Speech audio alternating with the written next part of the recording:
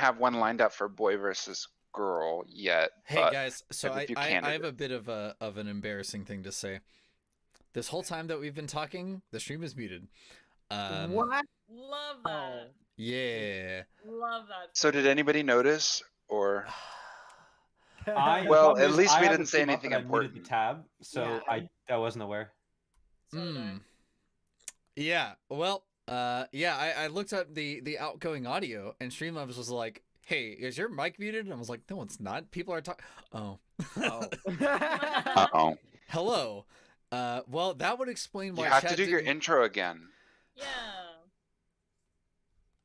Okay, All right, so one second.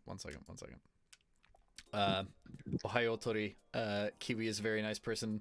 Lentil soup is Do this illegal with to put feeling. in macaroni and cheese. All right, we're good.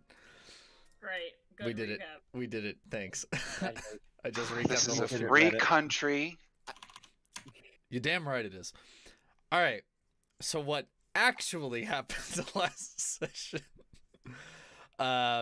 So you guys met up with some interesting people indeed, including Weeb, and then you went through Scornabel. You guys did a few things here and there, and then you took the river road over to Baldur's Gate, where you now find yourselves. I see the gate. and now we face the fields of the dead. There are several gates. Now, does anybody remember why you came to Baldur's Gate? No. But we needed to make our way north in order to get to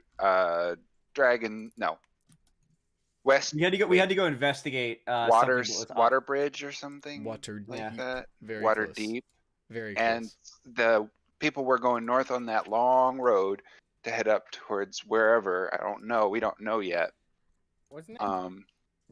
There's plenty of lovely swamps up that way, but to get to them, we have to cross either the fields of the dead or take a more seafaring route, which is not any safer, really. That is very close. Hold on. It was either we go through the fields of the dead along this path. There we go. Or we go over here. It was Oh, either we got to go the other undead way. We or can't find a boat. Smart bandits. Well, We you have could, a but church. well, so hold on. How expensive could a boat be? $10? It's very expensive. Especially if you want to buy your own. Buying passage on a boat, a little less so. But either way, the reason you came to Baldur's Gate was that you guys heard that you can either go up to Waterdeep through Scornabel where you were, or you could take the road over to Baldur's Gate and take the route via the Fields of the Dead. The reason you came over here was that there is a caravan of cultists transporting a huge amount of loot to a loot pile somewhere. And your job is to either stalk them or get hired on with their crew.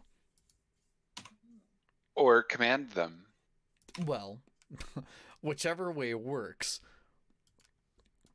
So you decided to take the Baldur's Gate route. So there's a few things that I will read to you. First, let me put on ambient music. Put on our favorite. All right. Baldur's Gate is a bustling center of trade with goods coming in from the north and the south by wagon along the trade way and by ships via the Sea of Swords, as well as east along the river Sionthar and from Cormyr and Sembia. Sionthar, by the way, is the route you guys took. Baldur's Gate is situated upon a prominent bluff next to the river overlooking an excellent natural harbor. It is divided into 3 distinct segments. The upper city, where the richest and most influential citizens live, and where the marketplace, known as the Wide, is located.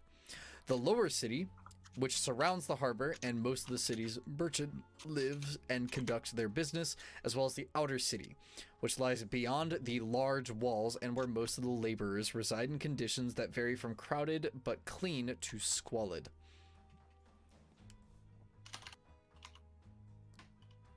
I want to go see the squalor. Well, so as you arrive, you know, kind of like mentioned, Baldur's Gate is surrounded by a bunch of walls. And so There as is you no war in Baldur's Gate.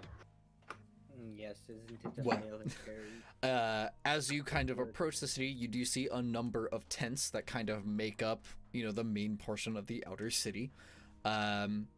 These tents are very, very numerous, as people who can't really afford to get inside the city, or at least afford a place to stay in the city, just camp out outside. On the ground? On the ground. Wow. So LA. Well, Basically, it's San Fran. Just California. it's a lot of places.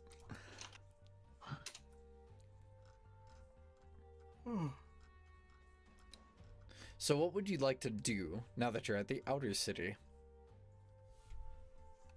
Well,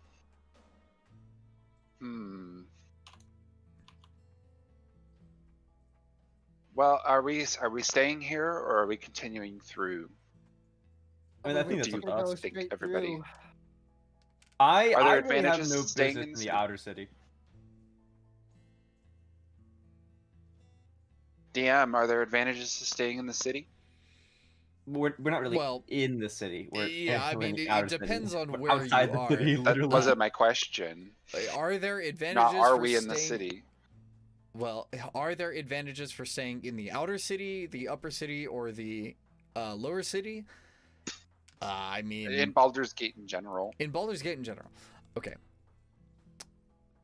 For your specific mission, which doesn't necessarily have a time limit, depending on how you want to interpret what you were told, Kobolds are distractible. figure- Well, not not really the point. There wouldn't be kobolds up here. Rather, it's that if there is one trade caravan, you are confident there will be more. So it is possible that if you stayed for long enough, you will eventually find another one. But there is one, so far as you've been told, that is kind of gearing up to leave. Okay. Leave from Waterdeep or Baldur's Gate? From Baldur's Gate to Waterdeep. Oh, and Yes, that's we the should join cultists going to that Waterdeep? caravan. Yes. They are, well, presumably they are heading to Waterdeep. That is the assumption. Where they might actually be going is a little dubious.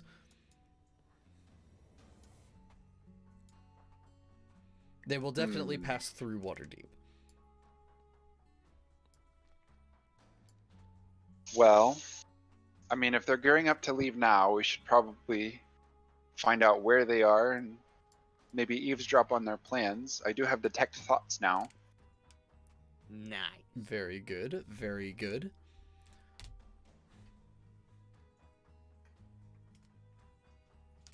Does anybody else have anything that they want to do in the city proper? What sort of opportunities are there for stuff in Baldur's Gate? No, I'll leave party face stuff to you guys now. Oh wait, no, I have the mask off actually. That's Fuck. correct. I don't have that excuse anymore. Damn it. Oops. I'm gonna, Brain you know, went you know what? I'm just really anxious to get up to Waterdeep and use my guild connections to figure out how to decursify this mask. Yes. Okay. And then we had like that lady that the dream and stuff like that in Waterdeep too. Both me and Okay. Beth have something to How do. about you, Scratch? I wasn't here last week, so I do not know what is happening. Oh no, Well- she's breaking roleplay. No, you were here. You were there, Scratch. What are your uh, motivations? So, What do so you like? what happened last week or last time is exactly what I said. You guys. Well, we saw some clerics. Well, We kind of left that part out. We met you some guys clerics reunited and we with lived Weeb. in. Turns out he has his own church, so he's not making everything up. Or if he is, at least two other people are in on the joke. You got contacted to meet up with a cultist caravan in Baldur's Gate that is leaving to the north. How you interact with that caravan is up to you guys.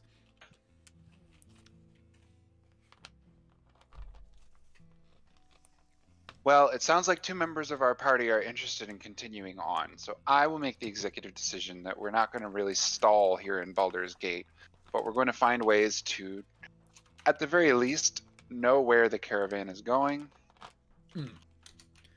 Well, there are a...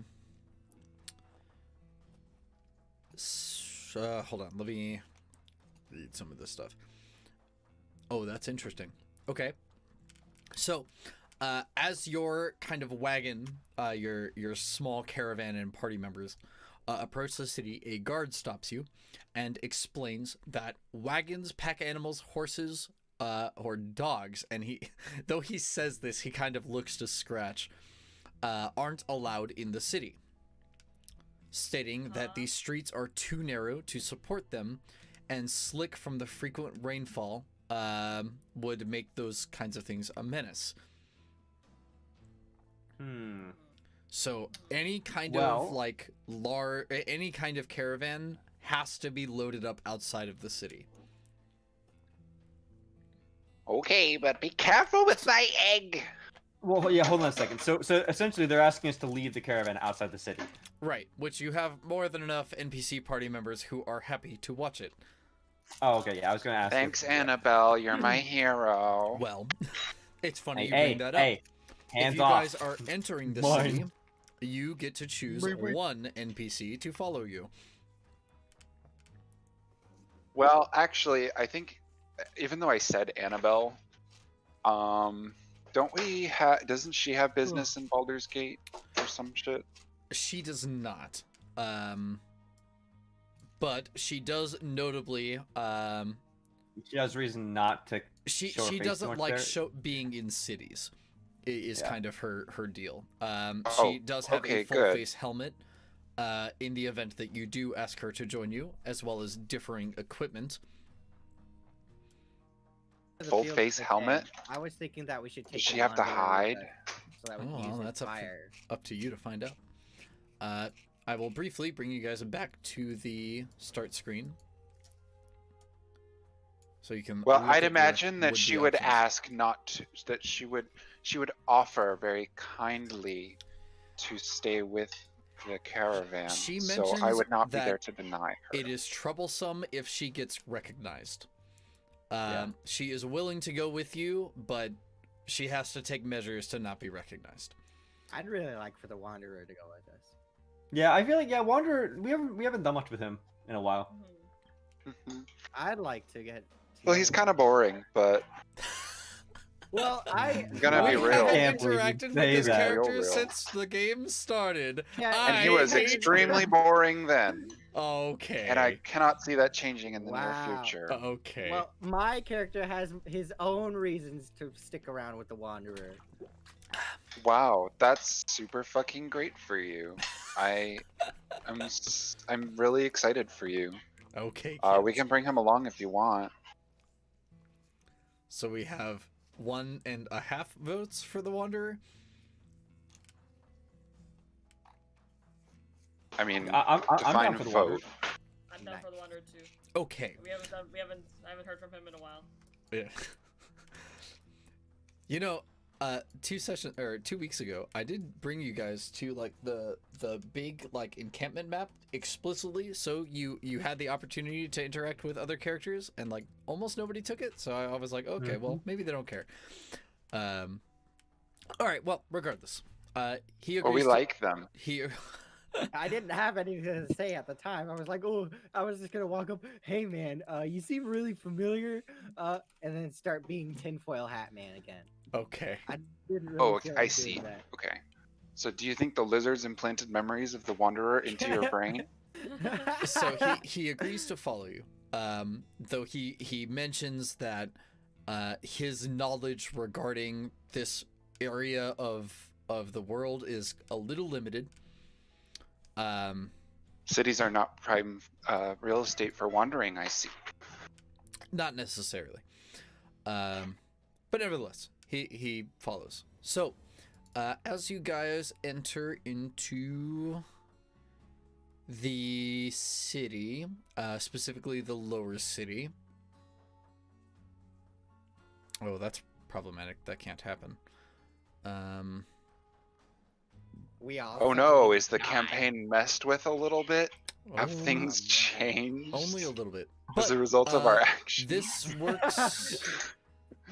Actually, this will be kind of funny. Okay, so as you guys are walking through, you definitely see, like, everybody's at least heard of Assassin's Creed, right? You know, you can take that action where you, like, blend in with a bunch of priests. So you see a bunch of dudes in dark robes, and not necessarily black robes, but they're very, very dark. And they have their heads bowed, and they are carrying a palanquin. Palanquin. Palanquin, oh my god, okay. Non-English words are hard. So they're carrying one of these, and you see some of the insignias on this thing somewhat familiar to you guys. Wim, in your brief time in being able to read in Draconic, you recognize the symbols, though obviously you can't understand them. You just know it's Draconic. Right. Okay, so we got guys carrying a draconic palanquin through town. Right. That's probably worth investigating. Yeah, I'd say so. I don't see anything that's the matter here. No, I'm just kidding. I'm learning Draconic, right? Yeah, so you would also recognize some of the symbols, though you can't really pull apart any specific phrases. What you do get, though, is that they've been kind of carved in sort of after the fact. Like they probably bought this thing and then it was just like, oh shoot, let's put some draconic symbols on it. That'll be cool. That'll be cool. It's definitely not a natural part of its creation. You see Who's them to say what's walking. natural? Say what? I'm making a joke. Oh. For content. Okay, very For well. content. So you see them walking north, where it looks like a lot of merchants are kind of talking about a wagon shop owner. Hold on. So how many people are there carrying the palanquin and walking kind of in that group? I guess like 6 or so. There's 4 5 people actually million carrying it, million. and then there's one in the front and one in the back. And then one dude's riding it. Well, Yep. that's the thing. Is there any really catchy music playing? No. But when you look towards the palanquin, you don't see a silhouette of a figure. It doesn't look like anyone's riding it.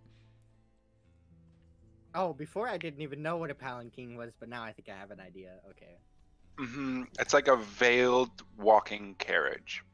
I see. So are you Okay. saying that I don't see a silhouette in there? You don't. Can I roll? Not would it be investigation at this distance? What if I just Eldritch blasted the palanquin? Do you want to do that? No. Okay. Hold on. I was saying, I have battle maps for this stuff, but you know. I'm gonna roll investigation on that to see if I can make sure that there's nobody in there. Or well, can I see if there's just somebody in there who's like really small or something, who might have a smaller silver or something? You can roll if you like. Yeah, it's a little hard to tell. It looks like the curtains, or rather the veil, that has been pulled over this is also been kind of reinforced with like more, like an extra layer. Whoever is like supposed to be in there clearly wanted their privacy. You don't see a figure per se, but that doesn't mean there's not one in there, and they're just It's a kobold. Eldritch Blast. Abilities. How far away are we from the palanquin? I'd say about 60 feet. 60 feet. Can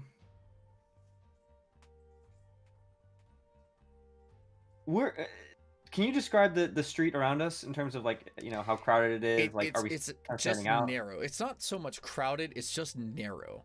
It is like 2 of you can walk beside each other, it's not necessarily comfortable, but you're able to do so without like tripping over each other. And you get the idea that clearly your wagon would not fit in here. You would like knock over stalls and stuff. I guess if you imagine one of those like market alleyways, only it's pretty damn narrow. And it kind of winds, but you can see over several of the stalls into other similar streets where this palanquin is quite obvious. What races look like the palanquin bearers and people walking around it are? The bearers are almost unanimously humanoid. Like, if they are of other races, you can't obviously tell. Okay. And did you say that they were wearing like hoods or anything? Yes, they are wearing hoods, but they themselves are not wearing veils to like cover their faces or anything. They just kind of have their heads down in what is prayer or respect or what have you. So any markings on their robes? What did you ask, Psychic? So I can see them. How close are they? They are within 60 feet. feet. Can you see markings on the robes? You cannot. Would I roll for that? Okay. No, I'm gonna go with your. Well, I guess investigation was specifically for the palanquin. Go ahead and roll. Either perception or investigation.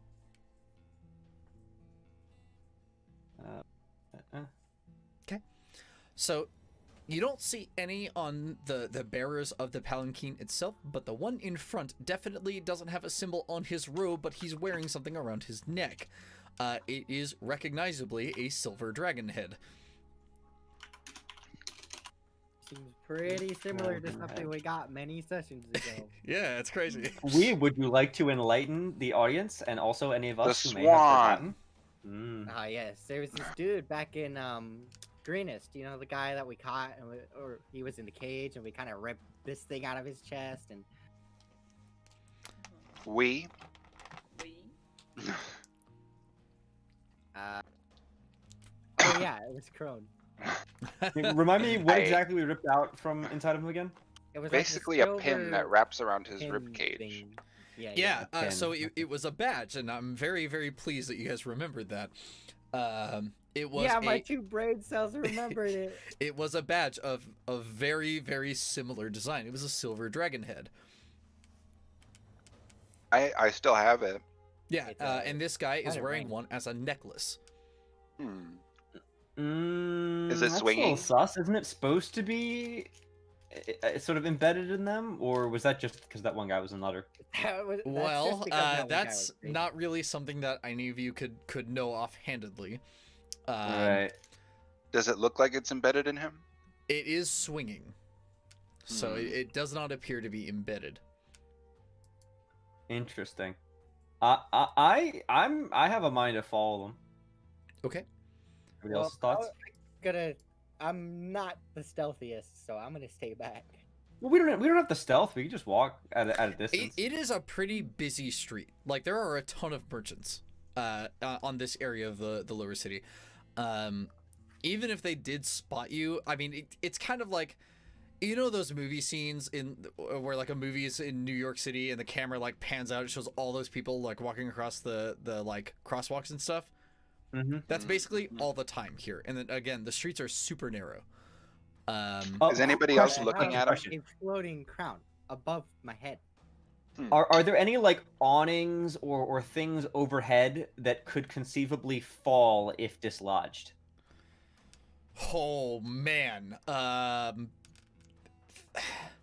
even necessarily like an awning, like it's like a deck, like, you know, something that looks like I could potentially blast it with. Yeah. You're trying to like knock a potted plant over, and yeah. Onto the palanquin. All right, one second. I like the idea, but all right. Yeah, I have a second idea if that doesn't work out. Miyu, high or low? It's up to you, Miyu. No pressure. No pressure. We live or die because of you, Miyu. Hi. Hi. Sure enough, there is an array of porcelain statuettes on an awning precariously placed. Wow. It's crazy. Wow, that's My absolutely goodness. crazy, dude. Crazy. Um, Damn, that's crazy, bro. I Crazy. this is a pretty crowded street. It's a pretty crowded street. Yeah. I think what I'm gonna do is I'm gonna look around to see if anybody's paying attention to me, or in my general area, to where they would notice if I like real quick shot off like a super thin, weak, ray of frost, Or and then go duck to ahead the and side. roll me a perception, and while you're at it, roll me a history too. I'm Okay. look around to see if anyone. In the meantime, while he's Oh. doing some stupid shit that might not work, I would like to go. I would like to look around and see if there are any merchants that are specifically not doing anything and not paying any attention to the palanquin. That is not hard for you to find, good sir. I'll deal with those rolls in a second. So, basically, wherever you're walking, someone is trying to get your attention. And they'll go pretty far out of their way to like try and make sure that their product helps you in some way. Like, say when Weeb walks past, there might be someone who'd be like, oh, I've got this magic cloth. It shines your armor real good. It never fails. It's always shiny, real good. And then when he walks past and then you walk forward, he's like, oh, young lady, you have wrinkles all over your face. I have this rag. It clean you up real good. This is like everywhere. Homeboy's got a working product. Well, And he's on the He's hustle, the dude. sham wow He's on the guy. grind. Yeah, he wow, and guys. like the millions of other people surrounding you are all basically on the same hustle. Baldur's Gate is, as most of you would know, the like second largest trade hub. And everybody likes it here because it's very easy to pickpocket, and also it is very, very hard to keep track of everything that happens. Which is good on both sides of the law, depending on what you're doing. Now, before I get to those rules, Miyu, are you doing anything in specific? Sorry, Scratch. Kind of looking at the dirt. Kicking Oh. stone. Not even bothering to pickpocket anyone? This really is a good party. I That see. be pretty concerned. Looking at this cool rock on the ground. Very We're, well. we're sort of the opposite end of like the whole like, is it malice or is it ineptitude, right? Except it's are we good or are we just stupid? Like too stupid to take advantage of this. I'm gonna pick up okay. this rock. I'm gonna throw it at one of you. I swear. All right, Rim, you see a number of eyes look in your direction. However, you feel like that you recall a reason for this. In fact, a long time ago, I'm not sure if you remember, it was like the second session. You remember you said something about Baldur's Gate to another party member, but you can't seem to remember it. But yes, there are. I said something about Baldur's Gate. Oh yeah, or something was said to you about Baldur's Gate. Don't go look up the VOD, boy. I'm not. I thought about doing that, but then that would be really dumb, so I didn't. Part of my backstory is that I lived in Baldur's Gate for like 2 decades. Right, and that's why I wanted to like give it to you. On a roll like that, Chief. YouTube.com, It literally just slips your mind. There is something that you know about your plan that seems a little weird, but you can't think of why. But regardless, you do see people paying attention to you. Most of them are shopkeepers, some of them less so. They could be pickpockets, they could be guards, who knows? Okay, yeah, I feel like I'm not gonna. Guys. This is gonna get. If I were to actually shoot this, it's gonna get the guards called on me. But that leads to my plan B, which is to follow them, and then once we get to a place where I see guards, I can alert the guards that they're dragon cultists, which probably wouldn't go over too well with the guards. Well, then they're gonna look at you like you're the tinfoil hat man.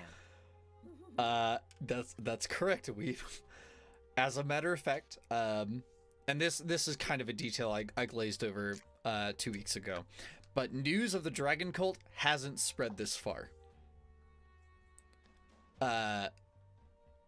So I think you would know offhandedly that even if you were to claim that, the claim itself doesn't really mean much. Yes, I know what it means when people don't believe any of my claims. Believe me. Yeah, okay, buddy. What if I were to use my standing with the Tinkers Guild as a well-respected member? Now, To that's back an up, idea. Yeah. So essentially, I could say, hey, I just returned from out in Greenest to the southeast on a mission, and there were a group of troublemakers who were attacking villagers and whatnot, and they had garb and ornaments, specifically a necklace like that, very similar to that group over there. I think they might be up to no good. It would behoove you to have a look. This is a far better plan. Yeah. So the GM tells you. And then we get there, and then we start telling the guard, and the DM's Because like, news, as it so happens, spreads via guilds. Mhm. Almost Uh-huh. specifically merchant guilds, because they do exactly that. There's also bards, but they cost a lot of money. And sometimes they just don't tell the truth. It's crazy. Who would ever do that? crazy. So, as you guys are walking, the Wanderer will also mention that he feels a lot of eyes. A lot more eyes than he's really comfortable with. And he also brings up that there appears to be a pattern in how some people are clothed. Oh. Hmm. Hmm. They're all Can I very try and well recall painted. that detail again? Yes, please roll another history.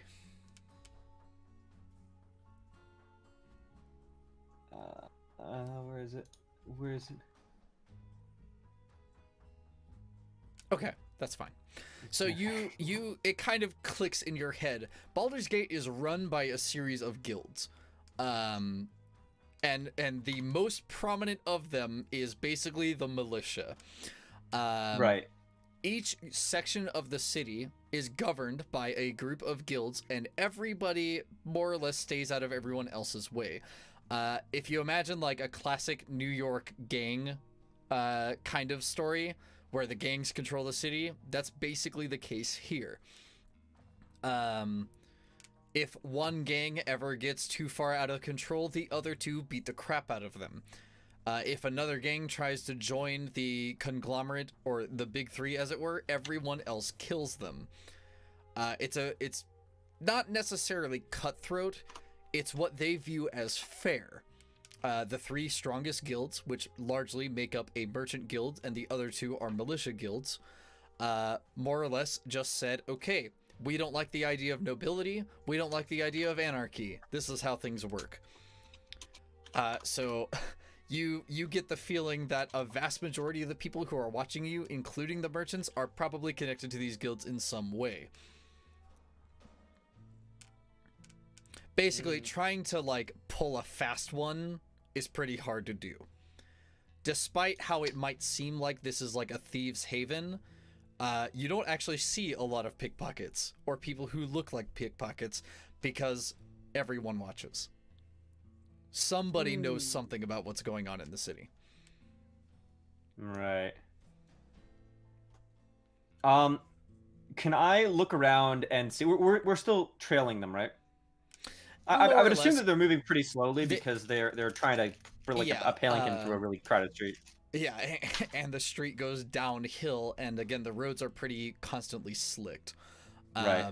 So they are moving pretty slowly. And you can catch up to them virtually whenever. You're also not the only people interested in them. A lot of people are asking the would-be cultist questions, but obviously nobody answers. And they're kind of wading through a crowd.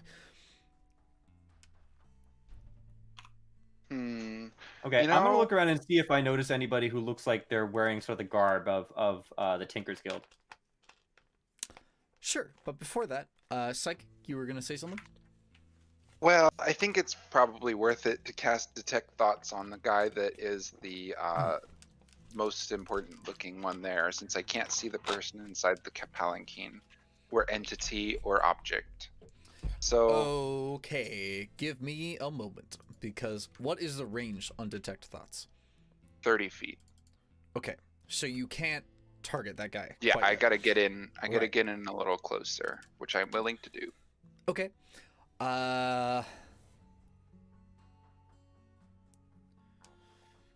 Okay, there are a few things that happen.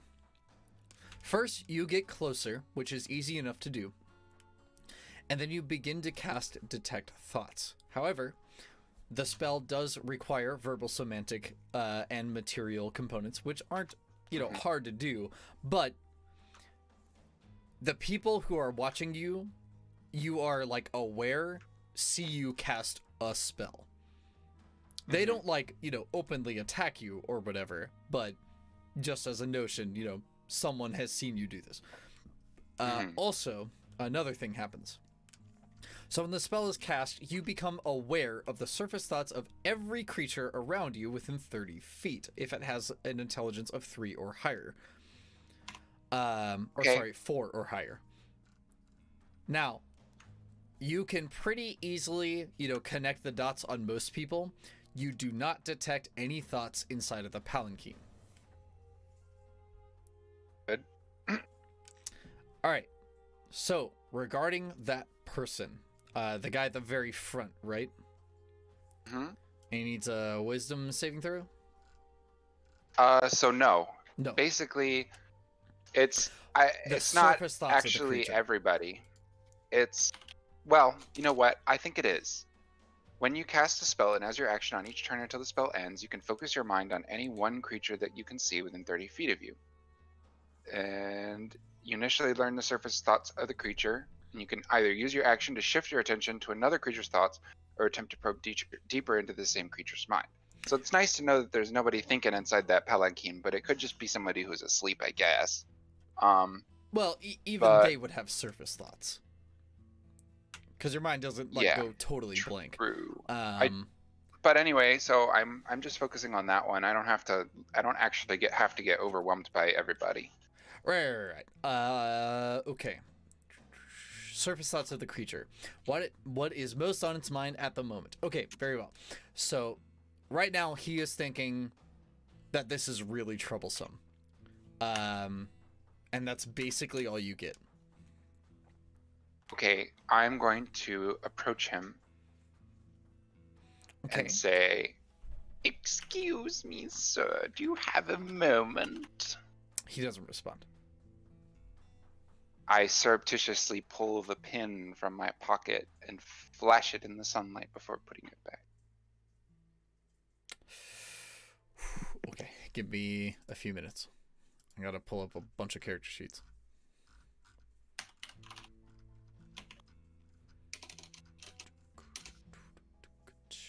In the meantime, what is going on with the rest of the squad? Absolutely nothing. Doesn't seem. I could. Aren't you going to buy a perception magic again. cloth? Are you not going to purchase this amazing cloth that will shine your No, armor? Perception again. Shiny. Remove those crow's feet.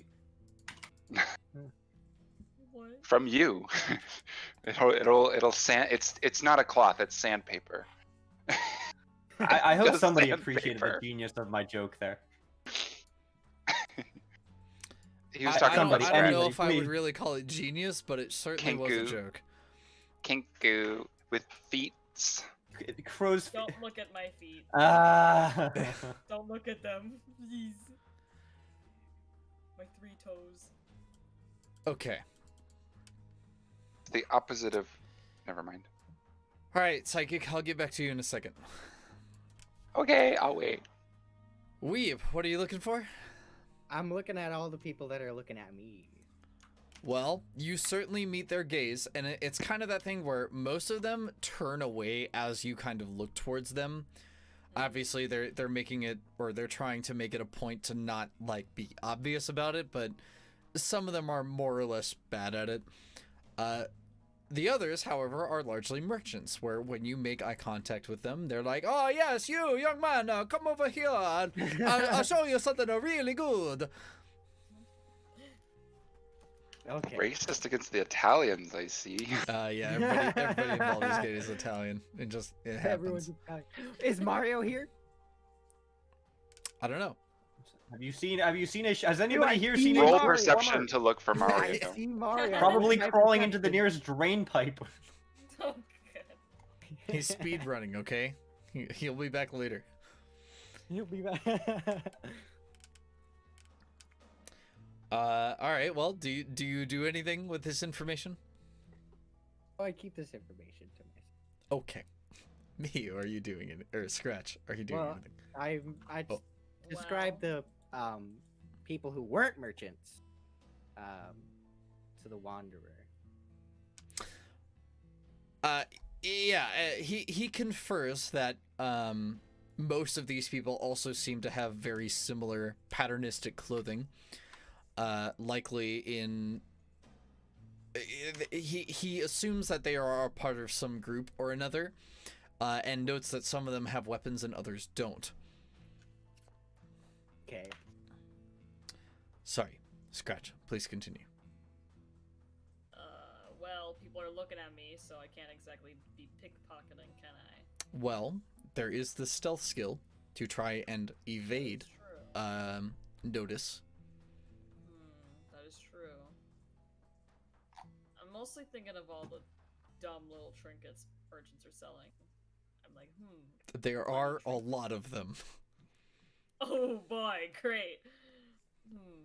Other than that, just kind of scanning the crowd, seeing what wares are being sold. The short answer is a lot of potential garbage. A lot of people saying like, look, I have a magic stone. It can tell your future. It is a stone. It does glow. Whether or not it actually tells your future is probably bogus. You kind of recognize some of these as just straight up scams. There's always like the fortune teller's tent is like, oh, I'll predict your future if you come in here and pay 20 gold, which is super expensive. There's also someone like, selling a tankard of ale that never goes dry, or other people that have a piece of paper that whenever you throw it in the wind, it always goes north. A bunch of junk.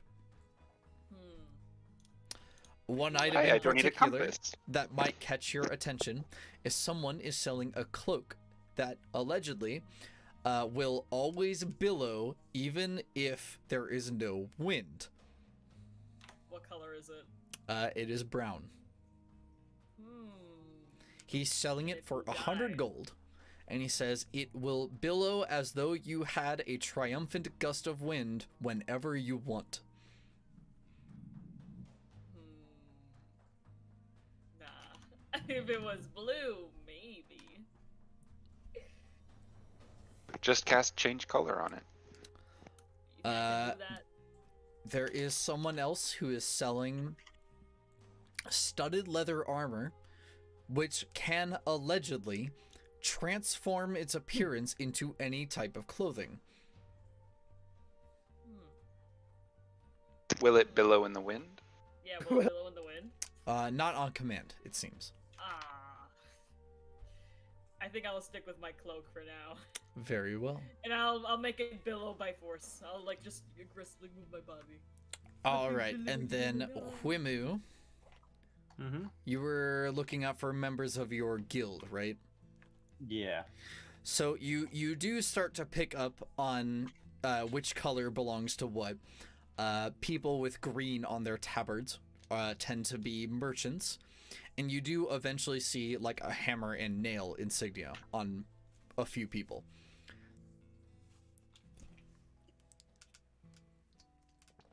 Okay. I'm gonna go up to the one closest to me that's also still in the direction that the palanquin's moving. Oh, sure. And Go ahead. Sorry.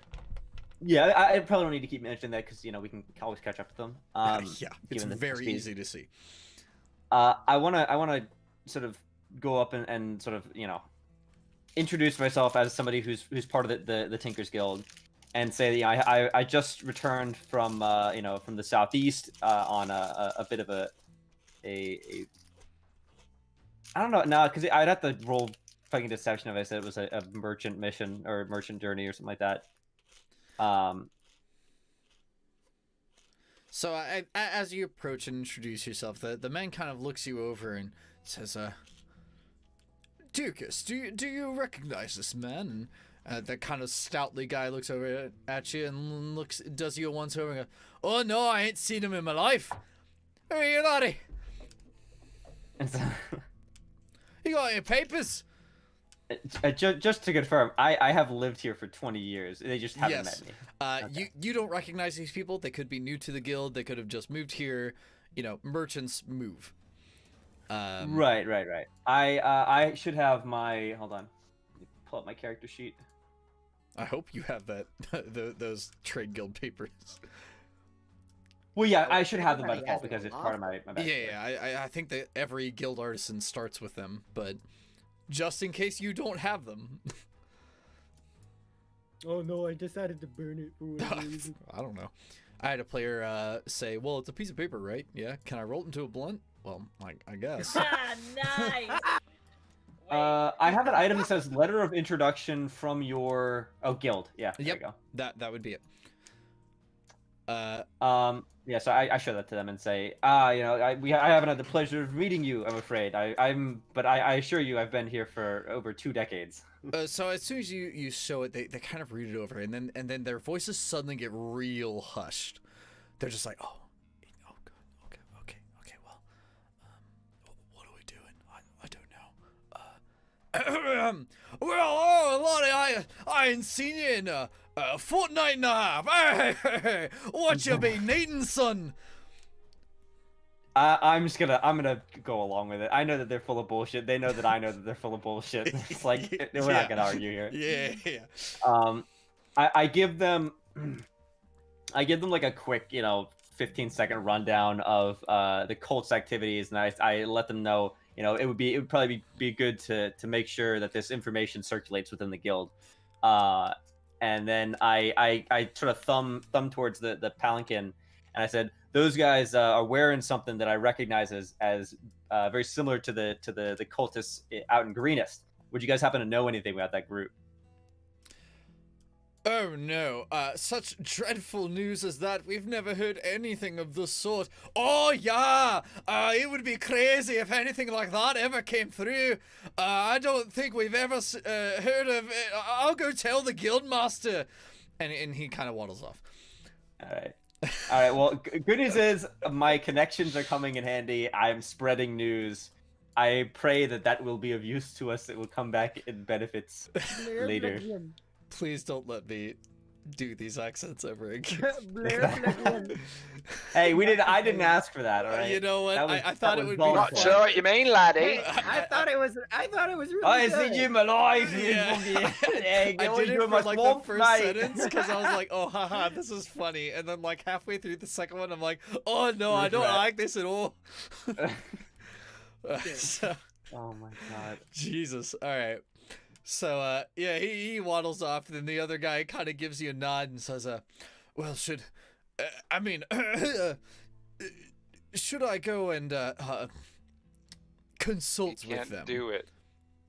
I'm gonna say, I sort of wave my hand and say, no, the ones that I ran into are rather dangerous. I wouldn't want to potentially expose a fellow guild member to danger. My companions and I will tail them for the time being. Oh, very good. I'm so glad. I should turn in these papers. He kind of like goes through his vestments and pulls out kind of a wad of folded papers and kind of hustles off. Yeah. You get the Yes, idea I that left. the- I left the oven on back at the guild. Oh no! I can't believe I left the oven on the forge. As soon as would get burned. Oh, it's so crazy! Who'd imagine that you'd show up? My cat Blair blinking. I can just hear Kagerou desperately trying to maintain this accent. It's like on and off, on and off. Oh god, it's hard. It's so hard. All right. So anyway, Mr. Psychic. Yes. So as you flash that insignia, the entire palanquin stops, and all of the cultists look straight at you. Oh. There are a few notable things. Other than the guy you are talking to, all of the other ones have blank expressions. And I don't just mean that like they're just like resting bitch face at you. They are like clearly mind controlled. You know, their pupils are sort of dilated. They just show clear signs of like possession, basically. And they look at you all at once. And the guy in the lead kind of whispers in your mind as he says, you know, "Wherefore do you find such an artifact as that?" What are his thoughts buzzing around in his head? What are his He surface thoughts? is panicking. Panicking. There's a lot of like, where did that come from? Did our information get leaked? Have the orders changed? Yada yada yada. Let's see. Well, how do I want to say it?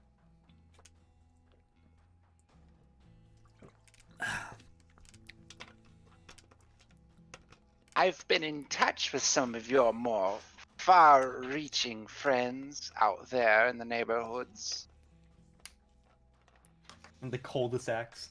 The cul-de-sac. I talked to those Ed boys. Oh no. Basically. Cult of the Ed Jawbreaker. Oh god. Okay. I want to confirm that was an Ed I'm gonna spin it like I'm a little bit of a new initiate that I was a little bit disconnected from the cult organization as a whole, but basically I'm going to whisper into his mind that well, I'll just say it. My dear friend and the one who introduced me to the Great Mother, Captain, I'll make up a name, make it work. Okay. Perished in an expedition out there. I miss him terribly, but I do so wish to make his memory worth it.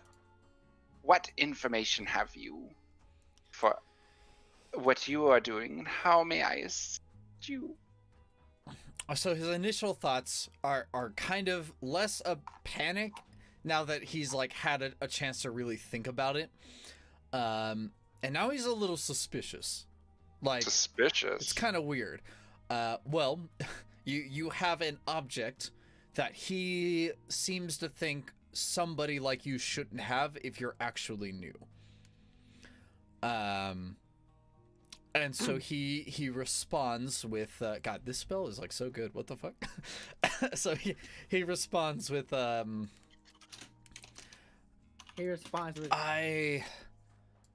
don't think the plans have changed any. You should return to your dragon claw and await further orders. I see. I figured we might hit that little snag. Oh, how do I say this?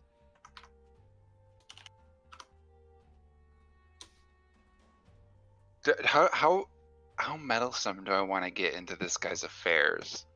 How important does his mission seem? Is he thinking about his mission at all, or how essential he is to the He plan? seems to be like actively trying not to think about it. Like he's kind of clued in that now that you also have telepathic powers, which I mean, being not just an old lady of the lake, but also just kind of a spellcaster of the particular breed you happen to be. You would know offhandedly that a lot of people use telepathy to kind of like flex, like, I am this powerful, I can read your thoughts. But now that you can respond in kind to him, well, now he's a little spooked because presumably that means you can read his thoughts.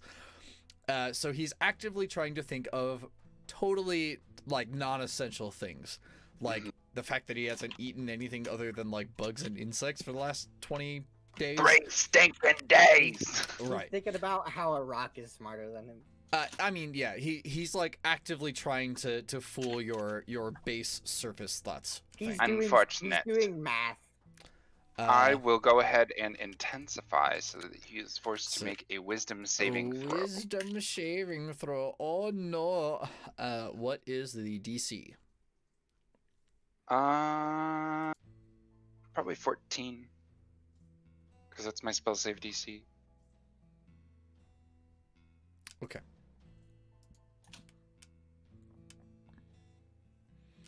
And then he's like, oh no, I have to do math. Okay.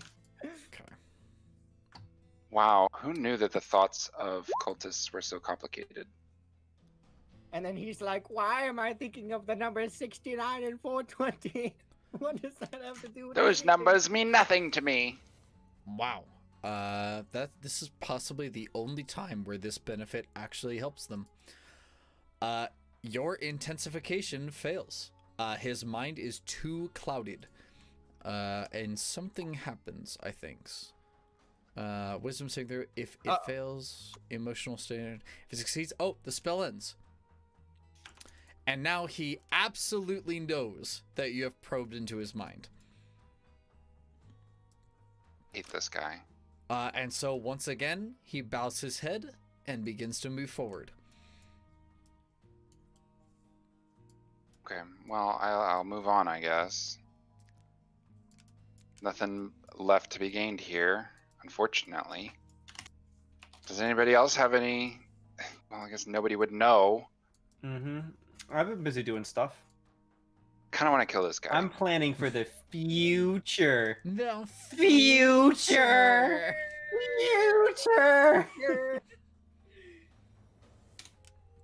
We suddenly see a squid-looking dude in the middle of the road. Future. Oh, I hate that guy. You hate this guy? I hate that guy. I Uh, hate him a lot. Square yellow sponge right next to it. Well, they're currently walking towards a wagon shop near the exit of the city. Does anybody else wish to do something before we move on?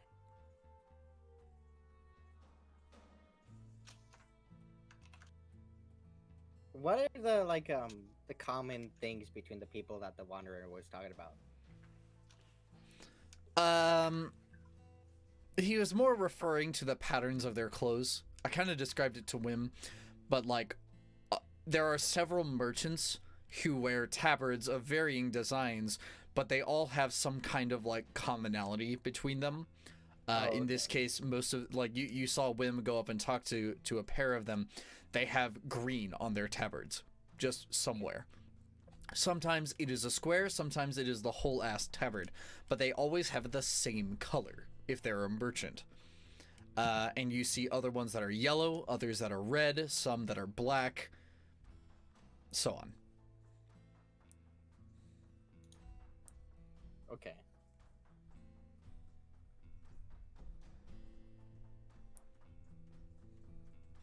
All right, anything else? Not really. I don't have anything else. Okay, so about half an hour passes without too much fanfare, up until you start hearing rumors of these, weird church people having bought 5 wagons and that they're apparently strapping some huge load to it, and they're going around the various taverns hiring for bodyguards. And this is just kind of word on the street, people being like, hey man, we can make a quick buck. All we got to do is just ride on this huge caravan. It doesn't take too long for you guys to figure out they're talking about the same people who are carrying the palanquin. Well, that's problematic for me because he doesn't like me. It is problematic, but it is not impossible.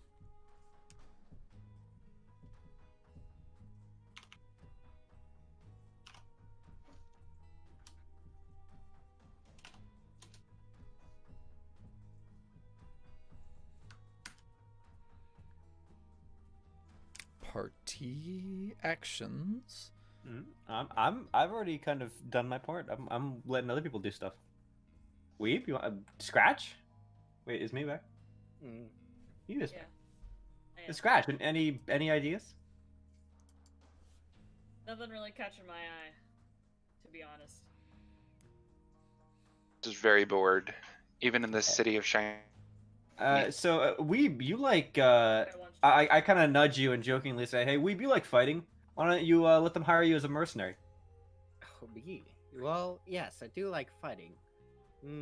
Money would be good. But I know You realize that I'm talking about the dragon cultist, right?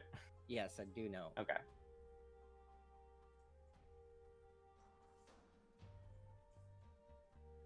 I mean, I was more for stalking behind them along the trail.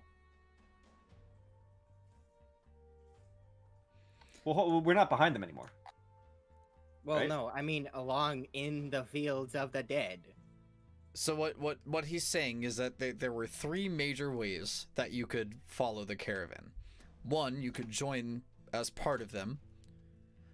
Two, you could just leave, a day later or so, with your own caravan, and hope that they don't take any weird turns, or if they do, being able to track them. Or three, you beat them to it. Speed run. Speed run it. Run it.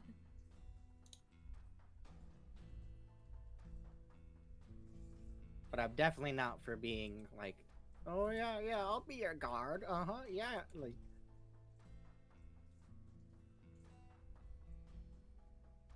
I'm personally of the opinion that if we don't join up with them as fake guards, essentially, they're gonna hire people who aren't us, who are then gonna have to fight if we have to confront them. That's a good point. Small price to pay. That is a good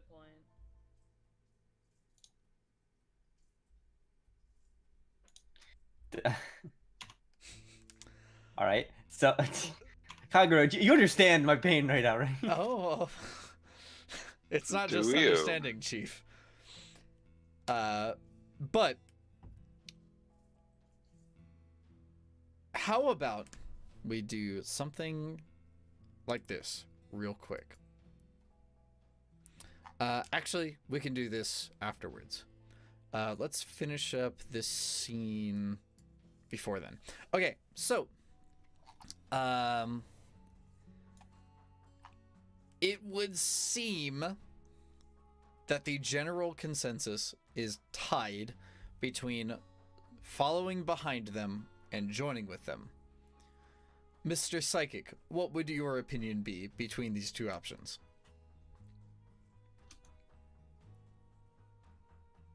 Good question.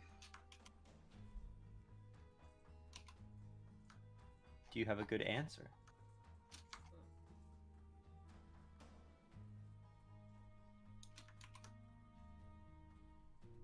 I like the argument about it being there being a closer eye on them, but I think that also allows them to keep a closer eye on us. I'm not necessarily interested in being trapped in a situation where we are unable to make our escape, shall we say. And while it is true that you have some precious cargo, such cargo can also which, I mean, any of you could have come up with this idea. But basically, those dragon eggs are obviously precious to the cult, otherwise you wouldn't have had to fish them out of such a precarious place. But you could use those as leverage one way or the other. Of course, the reverse applies too, but I mean...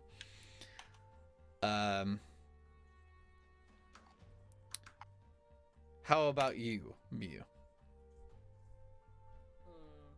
Well, I like the idea of, like, if we have to fight them, we don't have to fight the people they hired. You know what I'm saying? Mm-hmm.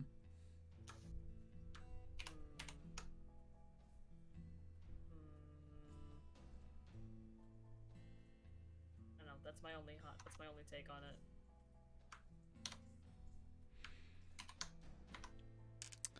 All right, and Weeb, Yes. are you entirely unwilling to sign up as fake guards? I am entirely unwilling to. Entirely unwilling. So, at the presumable discussion that you guys are having, the Wanderer will think for a moment and say, perhaps there is a means to do both. There are many of us that travel as a group, but only a few of you have your faces recognized. That is to say, if you get some of us hired, or if some of us get hired as bodyguards, and then the rest of you follow behind, we can trade information. That's a good That's idea. a good idea. Well, it would behoove us to have Crone with them so that they could telepathically send that information back to us. Well, the telepathy that she has is pretty limited It in is. range. It is very limited in range. However, you have more than a few party members who are capable of traveling long distances. Yeah, it is true. Annabelle does have is mounted, right? Yes, she has a horse. Goldpiece is very, very fast. And there are other party members who have alternative forms of movement. Felix, in particular, can transform. Felix and the Wanderer can both transform into birds. I was about to say Goldpiece seems pretty good because he's super sneaky. Yes. But he can also be bought with money. Well, things aren't entirely infeasible. It's just information comes slowly.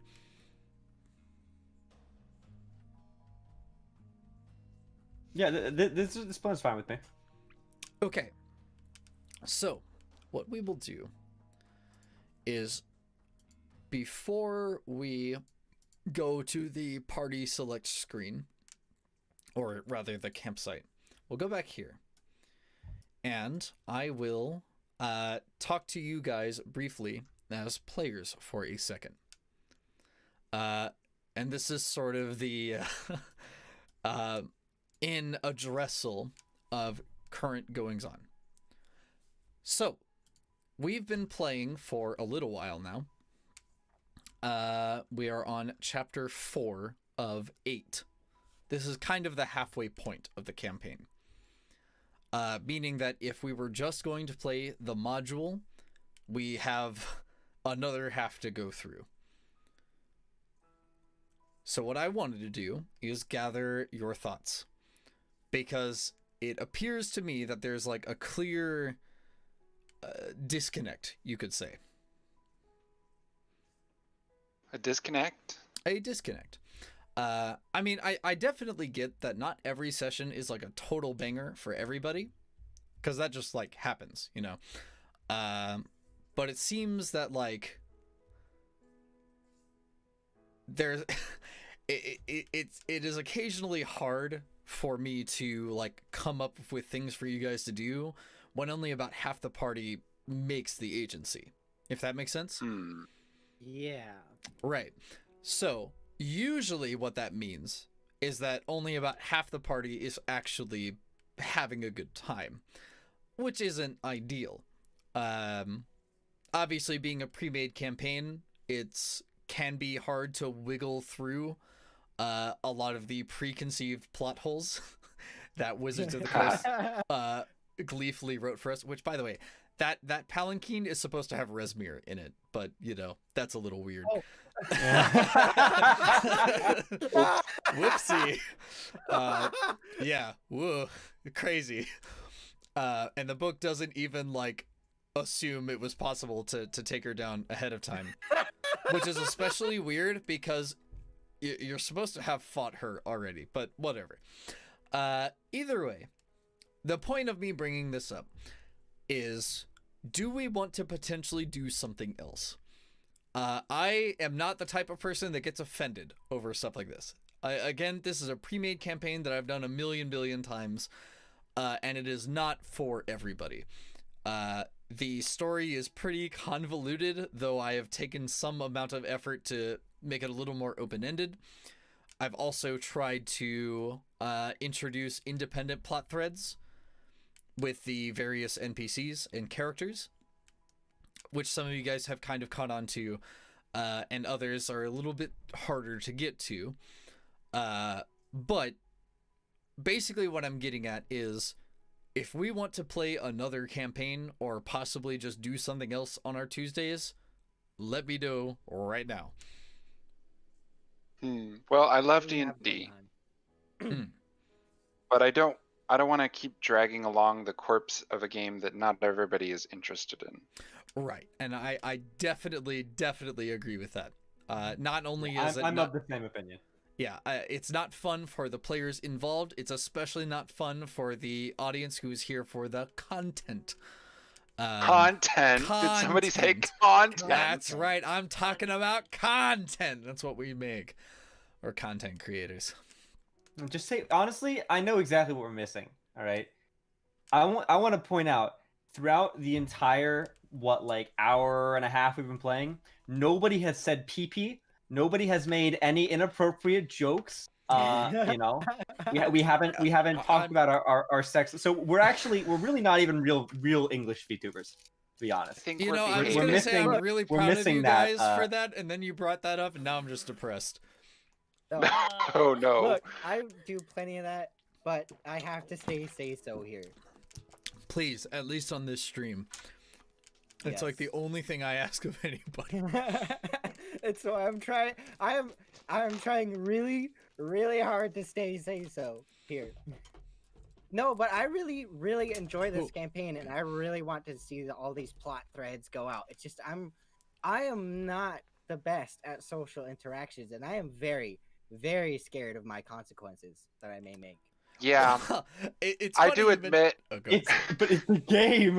It's- I admit that you have a way of making decisions seem important, which would be really good in a game with lots of experienced players. But with new players, I mean, I don't feel this way. I'm happy to make some mistakes and make the game more interesting. Mm. But like sometimes when you really want a good outcome, you know, have you ever like played an RPG and you always look up everything? Nope. Yes, I know that. I do Yeah, that. see, that I think is the disconnect, because a lot of people do like to look up everything to make sure that they're, you know, being able to marry what's her face from Skyrim. Yeah. I mean, I get the whole idea, and I think you sort of nailed it on the head. I play a D&D game almost every day of the week, including 2 today, with this one being 1, and then I play another one later at night. And so I've been kind of doing this for like 5 to 7 years, with this kind of like almost a game a day. So I sort of think of things in a different mindset. Not to say that my brain is a million times different. No. He's doing It's 1,000 always built calculations. different. And they're all wrong. Like I've been playing D&D for a few years, but this is my first actual module I'm playing. This is the first time I'm playing. This is the most I've played by the rules ever. And this is also the first time where my actions may actually lead to my death. All the other campaigns I've played, it's like, oh, you get knocked out, you find yourself in a dungeon, and your friends have to rescue you. But here, I know that if I die, I die. That's Well, it. so Basically, Die in the did game, die. you die in real life. he, Yeah. here I is the spoiler alert. your fear is totally unfounded. That actually can't happen. And Well, you that's made it feel like it could happen. Well, It's and- me and specifically that's good. as your guinea pig and that's good. That's very good. asking me the fucking, oh, well, technically you could just be dead here and your character gone, but you can change the rules a little bit and stick around, as if I wasn't going to say, like, please keep my character alive, Mr. DM, I'm begging you. Well, okay. I mean, that situation was a little. Maybe different, your approach but- to communicating our safety was not the best. Well, okay, no. My whole goal is to try and make you think about your actions, because the way that I see it is when you play as your character, if your character was a real person in the world, I legitimately believe that they would make decisions like these if they would die or not, because you don't like respawn in real life, right? No, you don't. Well, I mean, speak for yourself, but like I understand that most people don't do that. Wait a minute. What? Well, yeah, hold on, Wow. Kagerou. If you were speaking for yourself, that would be the case. Well, I don't respawn. I just don't die. I just take a nap for a little Ooh. while. Man's a speedrunner. Yeah, well, I mean, when you go to sleep at night, you're basically respawning the next morning. Go to That's not sleep fun at I night. don't think that's how that works. Where are you No, sleeping? I'm pretty sure that's how it works. The bed of nails. But anyway, my point is that I want to make the world feel like it can kill you. Because this is a pre-made module, it really won't. There is one fight in the entire module. It's the very, very end of the Rise of Tiamat, where the game explicitly tells me, this fight is dangerous. Do not be afraid to kill your players. Every other fight, there is always some convenient loophole that the players can survive through. But I can't tell you that, you know? If I were to say, Wim, you could walk up to those people and freaking blast them and you'll wake up outside of the city, you know what he'd do? He'd be like, poggers, let's do it. Like, but, you know, and so I'm sort of caught in between this, like, well, I don't want to tell them that the game is on a training wheel simulator, and that, because that sucks. It doesn't No, feel like that would be a relief, actually. I've sort of cottoned onto it a little bit, where I feel like I've been trying to be a little more confident about making my decisions, but it definitely is like, it's almost, and you feel free to chime in if you feel the same or different, but like, it almost feels like I'm trying to make the game fun for the DM by doing stuff that would like make the DM happy. And like, I'm definitely trying to do stuff that makes me happy, but progressing the story is like,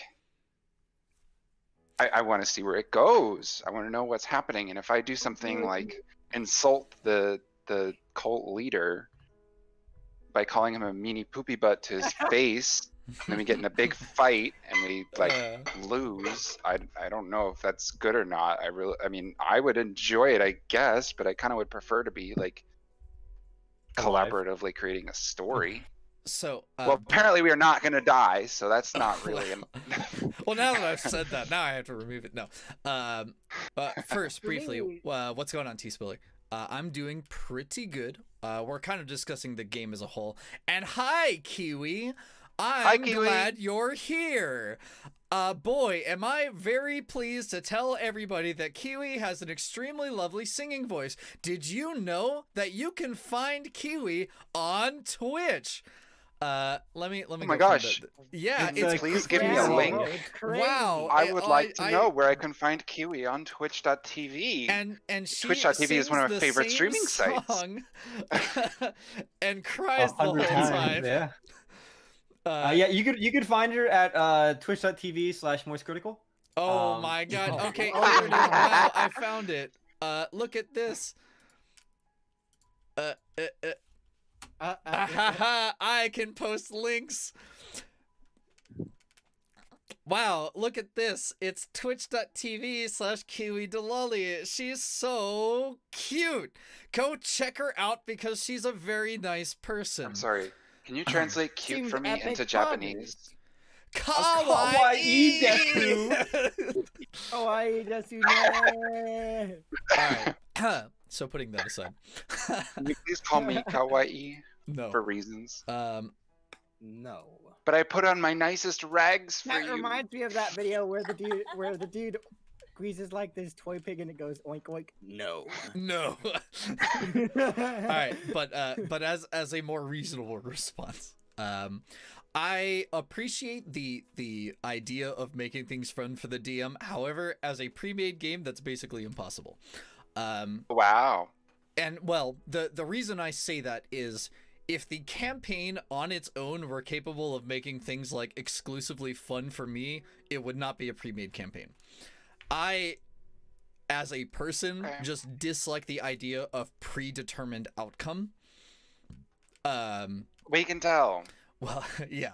I mean, seriously though, it like really bothers me that the campaign is like, oh yeah, Resmir is in this palanquin. Well, what happens if she died ahead of time? Yeah, so anyway, she's there in the palanquin, and it's like, Oh my god, she's a ghost. She's a ghost. Yeah, it's crazy. It's a ghost. Because to me, it feels like it removes player agency. And when I played this campaign as a player, I ran into multiple walls where I'm like, okay, well, GM, I want to do this. And the GM basically explained, like, well, the campaign doesn't say you can, and it doesn't account for if you do. So I guess you can't.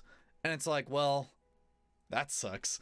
Like, wow, I guess my character just sits there and like picks his nose or something because I can't do anything else. Nice. Yeah, no, I mean, okay. I mean, again, chime in if you disagree or strongly agree, but like I'll be I right back. don't mind not being asked what I want to do if there's not much to do, because the primary way that I'm interacting with this game is to make decisions when they're in front of me. And having unlimited creative potential is nice in certain situations, like for example in combat situations, but in social situations it can be a little bit paralyzing. And then on top of that, it has the double whammy effect of not wanting to break anything more than we already have. I see. Well, I introduced separate plot lines explicitly if the campaign breaks. Like, if ever it came to a point where I read ahead and the thing that the campaign wants you to do isn't possible, then what I do is I substitute it for something of my own creation. And I kind of have to BS up a way of why it makes sense. But that's on me. Are we all on board with that as players? Get behind that. I wanted to bring up. I like. Well, now we know that it's on training wheel mode. It does give me a bit of room. It relieves me a bit. Now, obviously, I'm not gonna charge headfirst into battle and be like, you know. But I read this thing once where it applies to skills and artists too, or anything that you really do. A teacher of a pottery class divided the class in half. Half of the students were graded based on quantity. The other half of the students were based on quality. Now, at the end of the day, the kids who did the quantity had the better clay pots because they could mess up over and over and over without fear of, messing it up and be like, oh, this isn't perfect. This won't get me the good grade. Whereas the other half that was based on quality had nothing to show other than theories and hypotheses, and they had nothing to show because they were too afraid to take that leap to actually make the pot. And so I guess I see the analogy. There's something else that I want to talk about regarding this campaign. But first, let me continue responding to Psychic. Regarding the whether or not you get like called on in social situations. Again, I really dislike the understanding that a player may not be able to affect something. And this is kind of just born out of my own D&D PTSD, where like the GM has told me, I like missed a session at one point, or a buddy of mine missed a session of a really important game. It was like a murder mystery game. And we were with an NPC. That player couldn't make it. And so the GM ruled that there is nothing that player could have done to have prevented that NPC's death, even though he was like with him. And we were kind of frustrated by this because it's like, well, you don't know that. you're not that person who plays that character. And so, like, I don't know. It just baffles me because there is a chance that I say something, like, or present a situation, and you might think, oh my goodness, my character would totally think of this. And even if it's a spur of the moment decision, not giving you the opportunity to, like, enact that just feels like a wasted opportunity to me. You know what? I strongly agree with that. I never, even if all you guys ever did was like eat grass and smell paint or whatever, me at least going to be like, hey dude, what are you doing? And then Weave's like, I'm sniffing the red paint, and you know, I can be like, you know what, high or low, it smells like blueberries and you think this is wrong. You know, just knowing that there is something that you want to do or not is good enough. But I never, ever want to find a situation where it's just like, all right, guys, well, you show up in the tavern, you see this guy, and then you leave. And you're like, well, can I talk to this guy? Nah, you couldn't have said anything to him anyway. I think that's well. I super mean, lame. there's a happy medium here. You couldn't understand him. Oh, God. He had a red cap on. I mean, there's a It happy had medium. Train symbol on it. He had a funky mustache. All right. Let's not continue that one, I thought. I'm sure we can find a happy medium here where we are given, I mean, maybe default towards option as opposed to what do you want to do? Well, the other thing I wanted to bring up I get it. Is again the possibility of doing another campaign, which presents unique challenges. Number one, the good side of things is that the total creative freedom means more. In the fact that I don't have to come up with some BS of how something makes sense, because all of it is made of BS. And so there's basically no reason you have to oblige yourself one way or the other. The downside, of course, being that it is a bit of a sandbox. If you can't think of anything to do, then basically nothing happens, which could be something that you want to do. I have definitely heard of campaigns that started as your stereotypical, you know, defeat the evil demon lord, but then it turns into a farming simulator. You know, it just happens that way. And I think that's fine if that's the story that you guys want to tell, but I have to, like, be sure it's the thing you want to do, because the issue with a pre-made adventure is that the story is predetermined. It assumes that you're going to do the story. And if you don't want to, well, that sucks. I mean, I'm invested in the story so far. Is anybody else not invested in the story so far? Well, I'm pretty invested. Although, to be fair, I feel like, in part due to a variety of factors, one of the big ones being killing Rezmir, I kind of have had a much more enjoyable and interesting time than I feel like than most other people here. So I'm a little biased, but yes, I am enjoying having a good time. Very much enjoying the story. It's just my role play isn't that good. But this is your chance. This is your chance. It is kind of your chance to just increase the quantity. I mean, at the same time, to be honest, after this conversation, it sounds like we're gonna be a little more assertive about our decisions. Yes. Particularly from Weeb and Miyu. And I mean, even me and Wim will probably have a greater ridiculousness. Oh no, I'm gonna take full advantage of this to not be the Mr. Initiative all the time. I'll let you guys handle this. We're gonna go a little crazy. So I mean, if nothing else, we could simply continue and just have a good time. Really, I mean, this is supposed to be fun, right? This is supposed to be fun. The last thing that I wanted to bring up is agency. Now, as I just said, it is totally fine if I get to you and I'm like, hey, what are you doing? I'm sniffing the roses. They smell like thorns and this makes you angry. That's all fine and good. However, But you don't get to tell me how I feel about the roses smelling like I'm the thorns. GM. It smells like anger. It smells like It anger. smells like anger. I suddenly turned into Roll a a Constitution barbarian. saving throw to not get angry. Roll cons. You're now a barbarian. I've replaced all of your features. You are now barbarian. I rage. Ah! Oh, so why are you a barbarian? I smelled some red paint and it smelled blue. I don't like blueberries.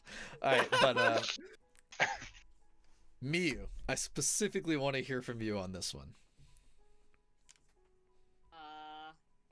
There will be a bit of explaining after the session, but TLDR, social battery has been very, very, very little, and motivation has been very, very little. I see. Once again, I do not get offended if you want to do something else. You know. No, I like this game, and I like playing a scratch, even if I don't do much. I mean, again, it's fine, but basically, I ran into this with another player in a previous game, and it like super triggered me. I ran a social investigation game of my own, and I thought I was doing a real good job. I mean, it was wonky and kind of haphazardly put together because I'm not really good at coming up with puzzles. But every time I asked the players, hey, you know, like, what are we thinking? You know, there would be feedback, but by and large, positive. And then we get to the end of the campaign. It ends, right? And I'm sitting there thinking like, woo, boy, we did it. And then like one of the players is like, this is the worst thing I've ever done. And they weren't even joking, right? They kind of just went off and being like, I hated this. I really wish you wouldn't have done this. And it's like, bro, every single session I asked, like, you know, what the heck is going on? And they basically explained like, oh, well, I didn't want you to lose confidence. Like, bro, if you're telling me, like, tell me something's wrong so that I know. Don't be considerate of my feelings as a GM. Is basically what I'm getting at. Because this is a collective storytelling game. If the story that I am pushing down your guys' throat is not something you want to do, you need to tell me that. Which I'm not trying to accuse any of you of being like, no, you're not having enough fun. We're a good party. We're a good party. We're not an evil party. Well, We're not gonna. We don't want to fight you. We don't want to fight anyone. We just want to spread peace, love, and positivity. I want to fight that dragon cult. I want to beat their skulls my point is more or less that, like, don't try to do the things that you want to do, and I'll handle everything else. It's just kind of the way that I think it should work, because it's a collective thing, you know. Well, let's get back to the action then. Well, all right, okay. Sounds like everybody's on board. And I think we have established some good, what's the word I'm looking for? I think I have some ideas in my head. Okay. And I think some other people have some other ideas. And I think as long as there's a little bit of combat at least, we'll have some fun. Alrighty. With that said, then, let me move over here. Oh, it's campfire time. It is campfire time, but I'm more or less using this map to... Chad Thundersnake is here. Chad the best member of our team. Alrighty, so... I do let him hang out. He's you let let the whole thing just hang out. Hold on. And my pseudo dragon is here too because I have to find familiar. What? Can I send you something, please?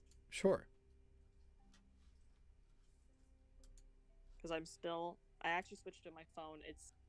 Discord has died, both in browser and desktop. F.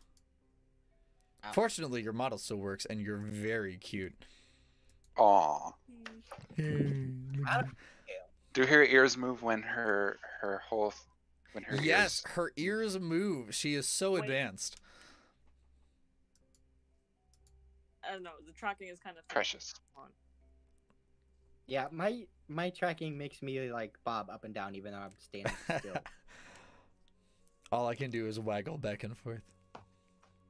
I'm not moving, but it's like I think it's my webcam more than anything. Maybe it's us shaking.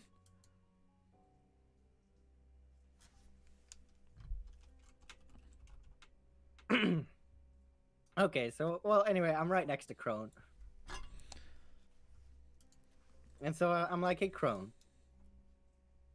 Hey, So I wanted this white dragon egg and all, but I didn't really think what I wanted to do with it. and what is it that you would like to do? Well, I could sell it. But then who would I sell Money's it to? money. Gold fills your pockets. Gold does fill my pockets. And it would be You nice can buy ice cream with gold, and that fills your belly. to buy ice cream. Ice cream, but also Ice weapons and cream? armor. Ooh, Well, I don't want to fill my belly with weapons. Hold on. I'd like to buy a halberd. But- A nice but- halberd. I'm sorry. We Did had you that just say option, I don't know what I think. halberb? Yeah. I am Just offended. wield scratch. Halberd. Wield No. scratch. I'm gonna take my heliburb and I'm gonna fucking. Helleburb out of here. just like screams the whole way. Take a slingshot, play Angry Birds. My But I sense that there is something else that you wish. Well, I've noticed that you've been doing something with your own. Ah, yes. Well, this is a little fun thing that I like to do in my off hours. I've been studying Draconic, and I've been communing with my egg. Communing with your egg? Communing. Communing. I speak to it, and it speaks to me. Well, not in words, but something close. Well, I guess it wouldn't be the first time I've heard of this, but I never really looked into it. It does really catch my interest. But- Doesn't catch your interest, and yet somehow I detect it's catched your interest. Caught your interest. Crone did not go to school for grammar. Okay, very well, very well. Well, it didn't catch my interest up until this point because I didn't really need any more power. I had the power of the world at my fingertips, or so I say. Well, that's an odd way to pronounce Obviously. Dakimakura. What? I'm a Dakimakura at my fingertips. And it's crazy. There were these. It stands up on characters its these big. on these By the way, did you all know that Wim has a Daki of himself? Yeah, I've told the story. Oh, I didn't know yes. that. Sounds poggers. It's pretty poggers. That's pretty epic, yeah. Pretty epic. Please, please don't call a Dakimakura of yourself pretty epic. I feel like there is a very different violates- conversation to be had It violates some kind of moral standard. here. Yeah, I don't know, Chief. I mean, I did used to be a narcissist. Used to. Used to. Okay. I'm the All greatest. right. Mr. Used to be a Used narcissist. to. Look, I'm working on it. All right. This Crone shouldn't be is going to surprising at put all. her hand on your hand, and you're not going to like it. She says, "Perhaps I could help you with this interest that you've developed." Offer him private tutoring. Offer him private tutoring. Tell him that his bathtub needs a lifeguard. Oh no! Of course. Oh my god.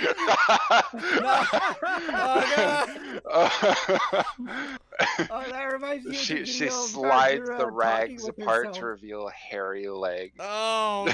Ah. All right, no, stop, just stop. Okay, no, of course you'll have to do something for me, but it's minor, really, just a trifle. Mm. What I want from you is your voice. No. Well, I mean, I haven't thought of Oh it yet. no, but Crone is not the type to offer octopus things. tentacles start coming out from Yes. under the robe, and he gets really fat. Hmm. That's the Oh one. my God. Fat Crone is honestly a serve. Maybe that's my character development over this campaign. I go from a skinny hag to a fat hag. Yeah, all the money you earned from selling potions, you just Well, buy I was food with thinking it, and you get Just Yeah. buy food. become a Really bloated good. word. Food. Consume. Goodness. I mean, she hasn't thought up a favor yet, but Well, honestly, I was thinking you could use the egg more than I could. me? Well, You get 2 dragons. obviously, having 2 dragons would be quite interesting for me. Gee, Crown, However- your party lets you have 2 dragon eggs. Okay, my question for the DM now is, could I feasibly commune to 2 dragons at the same time, or is that just kind of extending myself? Well, you can attune to more than one item at the same time, right? I guess that's so true. Surely it works that way. Do you enjoy vomiting blood, Psychic? Well, why would I mean- enjoy just vomiting blood when I could be vomiting blood and shitting blood? And pissing it, and crying, and maybe even coming. I don't like this conversation anymore. You know, if that fella over there will part with his egg, I could be crying, pissing, shitting, and cooming.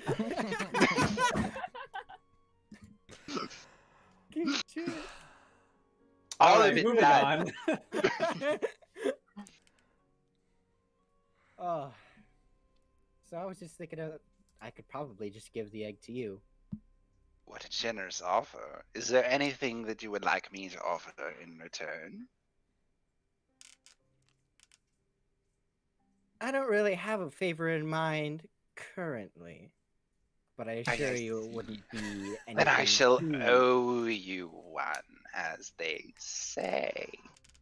It is no small thing to have a crone such as I on your corner. Completely, like she's being really dramatic. She knows that they're already allies, but she takes every opportunity to be extra like this. That's just Hey, King's Sorry. pretty Chinibu. He appreciates He what admits you're it! doing. He admits it! It's an eighth grader delusion! Oh, no, I've been saying it. Well, I suppose I should get to work. You may hang out with Chad's Thunder Snake if you would wish. I have an egg to attend to. And of course, she starts attuning to it immediately. So, And now she has to think of twice as many names. as soon as she So much mentions to think its about. name, Chad's Thundersnake looks at you and says, but approvingly. but approving. Hisses approvingly. Okay, It seems he likes you. Affirmative. what color was that egg? It was white. Okay. Make an intelligence I am going to saving throw. destroy my little stupid hag body, aren't I? No. We'll- Make we'll an make it work. intelligence saving throw. It drags down your IQ. All right. You feel a bestial hunger. Something akin to like you know, have you ever been chilling and then like someone like you like catch a draft of food and then your body suddenly comes to the realization that you haven't eaten in like 20 years or whatever. You're just hungry. You're hungry. Hungry. My Real transition hungry. to being a fat hag is well on its way, I see. God. Yeah. I mean, you just kind of feel that sort of like ferocity and like desire to hunt. As your base instincts become a little bit more primal. So the other one So you made mean me draconic? sick. That's a different language. Yeah. Wait a minute. What kind of campaign are you running here? Huh? How do What? I send you rolls? Because you know what? I'm just gonna roll the. Oh wait, no, I think I mixed up words there. Never mind. Ignore me. I'm dumb. All of your rules should already be sent to me. Oh, not quite. But that's okay. Okay. Well, I was rolling for my potion, Oh, I see. so I can't exactly click on them because it doesn't just automatically roll because it's a feature, not Yeah. a custom feature. I gotcha. All right. Wait a minute. What are you doing? Hey, are you not Oh. hanging out with Chad Thundersnake? He was so excited to spend time with you, weeb. I gotta Hold on. talk religious stuff with. Oh my goodness, Chad Thundersnake, go ahead and go convert to his religion or whatever. Yeah, I am There goes. deeply honored that a snake will convert to my religion. All right. Winnie. Mhm. So to sort of set the scene, the cult has already purchased their wagons, and they are still loading them up. The hiring is still going on, and so you guys are just kind of chilling on the outskirts of town, or the city, I guess, where all of your stuff is. What do you do? I look around Okay, at my party. very well. Everything seems well in hand, so I fall asleep. No. Not particularly, but very well. And then you pull out a deck of cards and you announce that you want to play a game called Uno. No, I no. Oh, Fuck no! Uno. I pull out the cards. I start playing solitaire. Oh God. Hey, I love solitaire. Oh my god. Smell the That's- cards. What do the cards smell like? I love the smell of cards too. They smell like paint. I smell like the blue paint.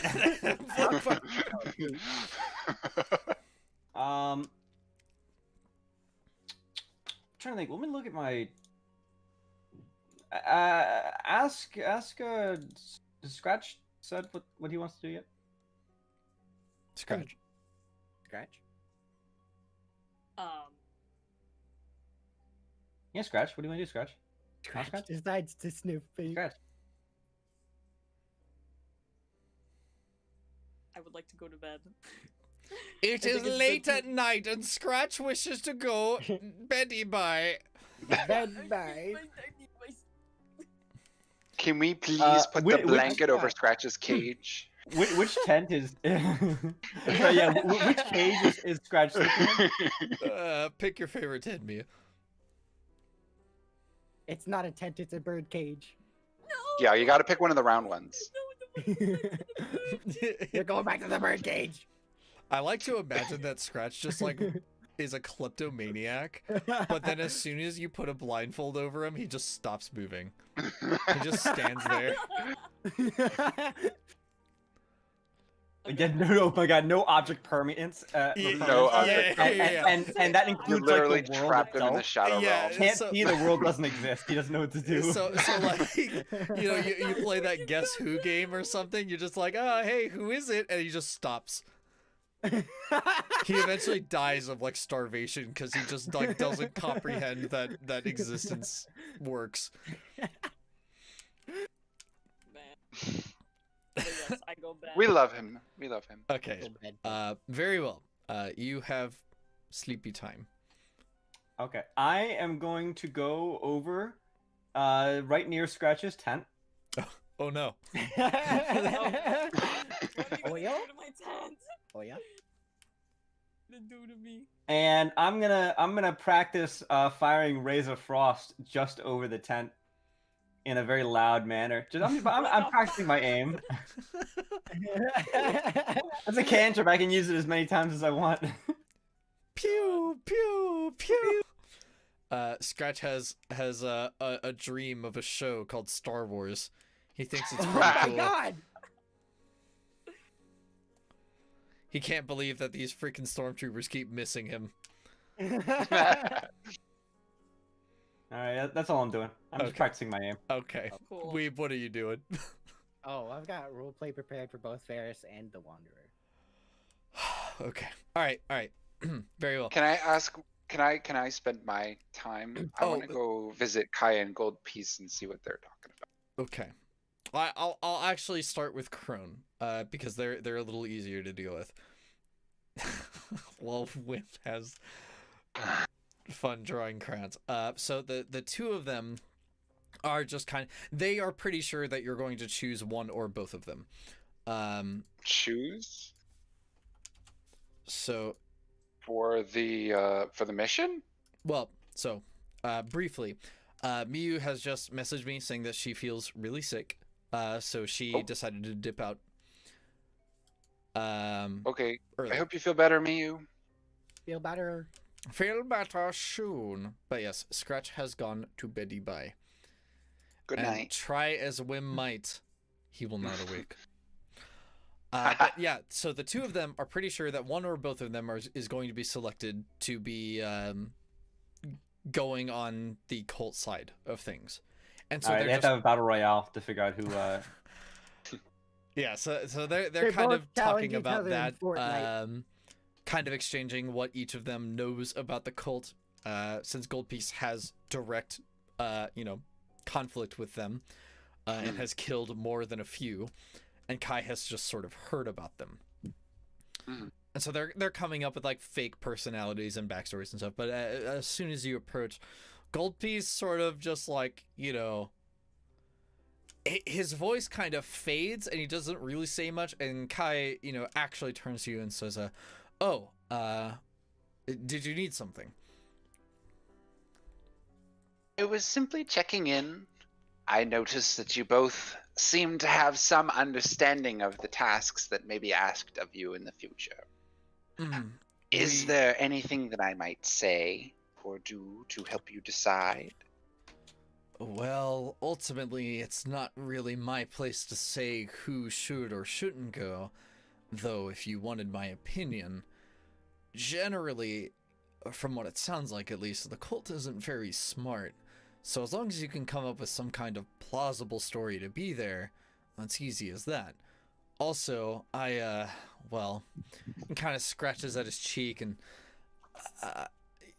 given who I am, it's really easy for me to just kind of blend into those spaces. The crone nods. Yes, I figured that's what I was thinking as well. It seems that you are perfectly suited to the task, my friend. And she shows no discomfort at the mention of the changeling. She's a swamp witch. She literally doesn't care. Yeah. And kind of nods and says, I was speaking with Goldpiece, which he sort of enunciates in kind of a bizarre way, like they're not actually convinced that's actually his name, and says, given his skill set, it's also easy for someone like him to exist, though putting too many people that are good at sneaking and less good at stabbing could get messy. Messy? How so? Well, dumb as the cult They may stab be, the wrong people. They're not very good at stabbing. yeah. Stupid though the cult may be, that can work in our against our favor. Largely because, well, if they just decide they don't like us, there's not really much convincing.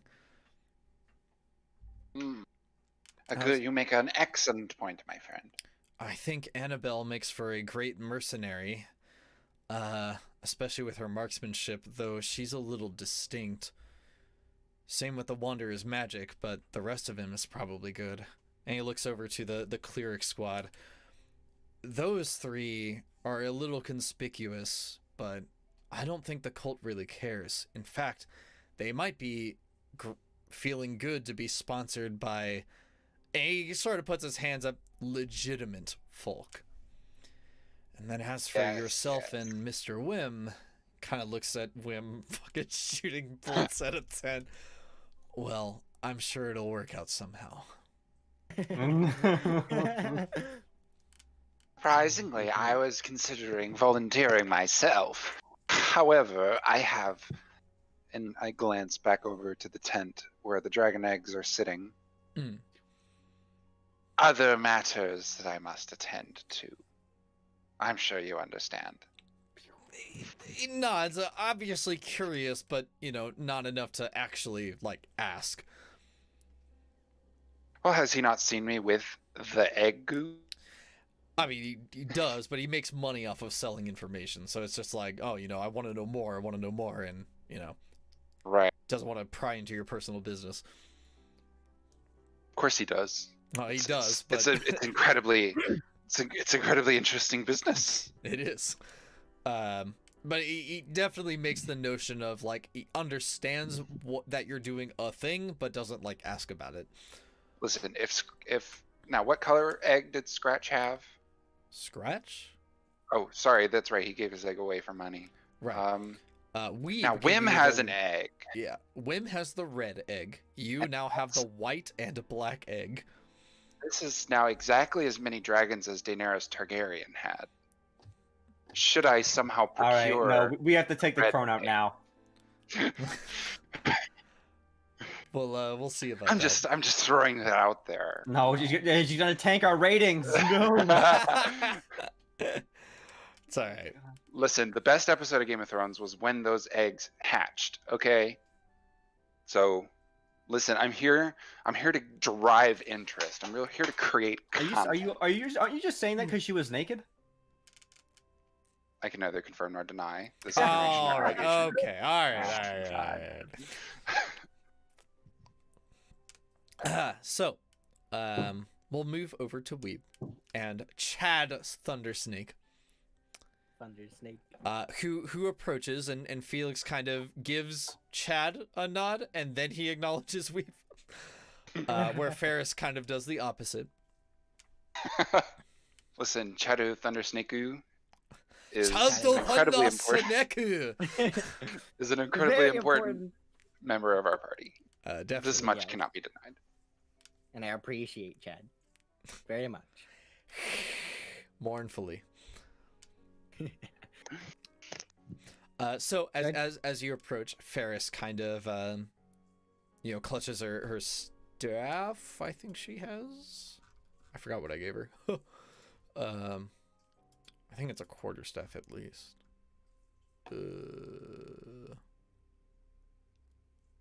A mace. She has a mace. And says, "Young master, you're here. How can I help you?" I could talk to you about some things. Mainly the text, the book that you contain in the glass case. Oh, the holy book.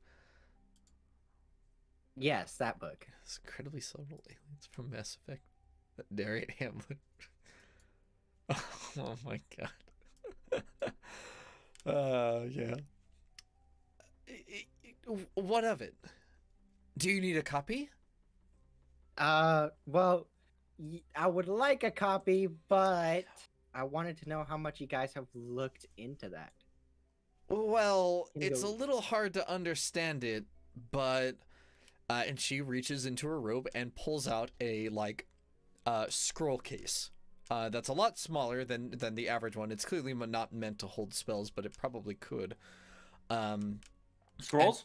Scrolls? Yeah, Scrolls? she pulls out a small scroll case, and Scrolls? from it Scrolls? is basically a bunch of magical manuscript. Scrolls? Wrong conversation, Wim, but Scrolls? yeah, there you go. Skip through the fire. There you go. Scrolls? So anyway, Scrolls? so she pulls this out, and it's a magical manuscript, that has been inscribed with magical ink, that has a copy of the holy book. Everything has been replicated. Everything, down to the last detail. Somebody clearly spent a lot of time on this, Oh, and my she hands it God. to you. So I immediately start going through it. Well, it's been a really long time since I've seen this. That's honestly, as you could tell, the language can't be found anywhere in this world because it comes from my home world. But I assume you've been able to translate it using magic? She kind of looks between Felix and Chad, and says, "Well, I haven't gotten to that point yet in my priesthood. The high priestess is the only one who actually knows the text, and she says that the rest of us aren't supposed to know it until we either complete our mission or become the next high priestess." Okay. She I says that see. the text is so sacred that, well, we shouldn't aspire to be too much like you, because that would be arrogant. We are but servants of your glorious light. I could totally see where that point comes from, and I do kind of agree with that, given what this text is. I remember what this text. Now, this is a language that I never really learned myself. It's from another culture in my homeworld that I really looked into. By the I really way, like. because I am obligated to ask, Wim, are you actually standing around this conversation? Yeah. Okay. All right, then I need to describe a few things. Number one, the scrolls, or the scrolls that are more or less stapled together that Weeb is holding, that Ferris produced, these are scrolls that could feasibly hold up to 6th level spells, but they have been used to write out the Holy Book. Secondly, you I have strong words, but I'll hold the. You can continue secondly, you don't recognize the language on it. However, you do recognize where it comes from. Candlekeep? No. No, the text on this holy book Oh, is written in Japanese. fuck's sake.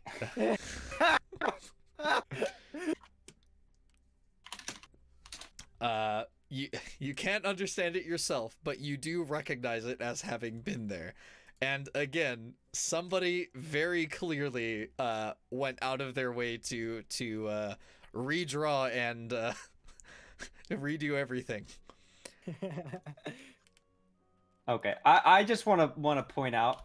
I kind of noticed the spell scrolls and I ask, oh, what spells are on there? And I'm assuming they'll just tell me it's the Holy Book, right? Yeah, Ferris will mention that, only the High Priestess knows what kind of spells are inscribed within there. That she's never seen divine spells have somatic components quite like that one. And she personally thinks that the Holy Book is actually an instruction manual to on how to cast epic level spells. Okay, I want to make this known. The moment I find out that they have taken spell scrolls that could have held 6th level spells and wrote weeb on it, okay, like actual weebanese, this is my expression. Well, you definitely know that that these are expensive inks, because inscribing spell scrolls takes a particular kind of parchment, which is expensive, and also ink, and that ink is only good for 1 page, and this is like a 30-page book with front and back on it. Yeah, for everybody watching, just think that really disappointed, like flat-mouthed Kazuma face from Konosuba. That is me right now. I am disappointed. I am more than a little disgusted, and I don't think I want to talk to you people anymore tonight. So I'm gonna go over here. Yeah, all right. Well, in my little bit, my big inventor tent. There we go. He's not even. He's lost so much enthusiasm from learning this that he's not even shooting Ray of Frost anymore. yeah, he walks over there. Oh, I kind of look at my hand or my ring or whatever as if I'm thinking of shooting them with Ray of Frost, and I just take my head and I go into the tent. It's not worth it. It's not worth it. Okay. On the inside, because I see Wim's face, and it's obvious that he recognizes what it is, so that I realize that may give some truth to my story. Yes, I suppose. Well, no. You don't know that it's because it's covered in Japanese, but rather that it's because they wasted spell scrolls. They wasted spell scrolls. Listen, you don't know how my character interprets it. A potential of 66th level spells have been used on redrawing that book. Oh yes. Oh my goodness. And each one is worth about 10,000 gold. Oh my goodness. Oh yeah. So please tell me this is the sole copy of this. I please please tell me. That's not for please. me to say. That is not please. For me to say. No. if you want to go shopping for spell scrolls of a certain level, you might find that there's some limited supplies around. Some weirdo went around and bought all of them. I am going to kill your followers. I'm gonna actually kill them. I guarantee you're gonna talk to the high priestess and be like, "Did you do this?" And she's gonna hate herself. All right, because let me reiterate for the meta here. His holy book is a dojin. Actually, like, unironically. And the only person that can read it is the leader of their faction that isn't Weeb, who has decided that nobody else should actually know what it is. But here you have a priestess who thinks that the somatic components shown in a dojin is the way to cast epic level spells. Oh, Obviously, it's the only reason they would use such expensive inks. But here you have it. Ooh. Oh man. So anyway, Weeb. So, who did you commission I'm this from? looking through it. You know, it's been such Who's a the long author? time since I've read through these texts. Now, I remember what they say, but I can't read the language. However, I do have another language from my homeworld. She kind of looks at you in excitement, like you're about to impart some grand wisdom upon her. This Sorry, poor woman. I had to throw up a little. Please continue. And I sort of closed the scroll. Well, I figured that since no one else can really speak it and you can't really comprehend it without magic, it might be useful to our party if I taught it to some people. But young master, the holy texts are for the eyes and ears of our patron saint and believers only. If you distribute your power too thin, you'll disappear. Well, Damn, wouldn't that be a shame? Crazy. crazy. Well, it is a language, and I would only teach it to those that I absolutely trust. I see. How wise! You're going to convert them to your glorious faith. I think that converting, I look up and I look around the camp, may be a bit difficult. But of course, no task is too difficult for our Lord and Savior. No mountain too high to sunder underneath his great hammer. No, and then like Felix puts up a hand and says, "That's probably enough. I think he gets the picture." To which she enthusiastically nods. So would you like to learn this language? She drops to one knee and kind of bows her head and says, "Anything that the young master would impart upon me is a gift from the gods themselves." Great. We can start anytime soon. The language is called English. She pulls out a journal, which is made with normal paper. Oh, thank God. Oh, thank God. Wait, it's just gonna bust out and be like, no!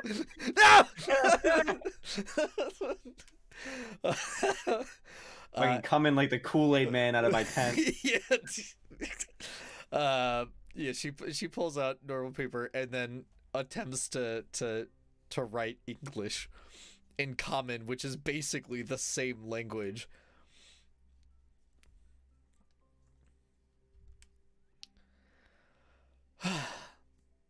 Okay. Do you do anything else with them? No, I don't. Okay. Wim, is there anything else you want to do overnight? No, I'm essentially experiencing a hangover, but I haven't even gone to sleep yet. I see. Very well. My head just fucking hurts. Crone. Is there anything else you would like to do? Oh God.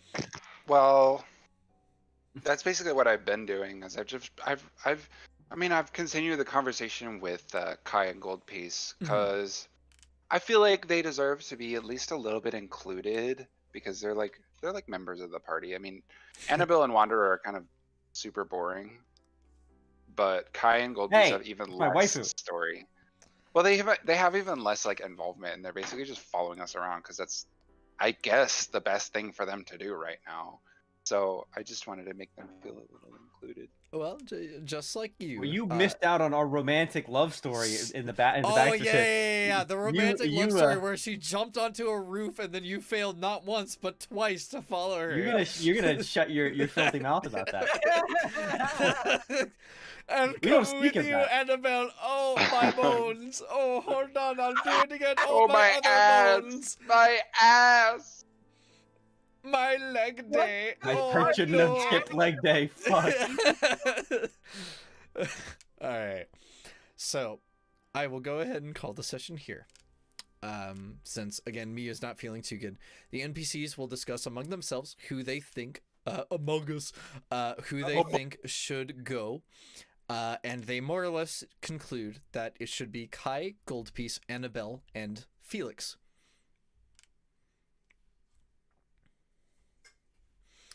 Should be hired on as part of the cult caravan. Ferris refuses to go unless Weeb goes. The Wanderer does not feel like he will be that helpful. And he's good at wandering, which is not what the cult caravan is doing. And those are the only conniptions among them. Conniptions? Well, Are they throwing fits? No. Reasons why some of them aren't willing to go.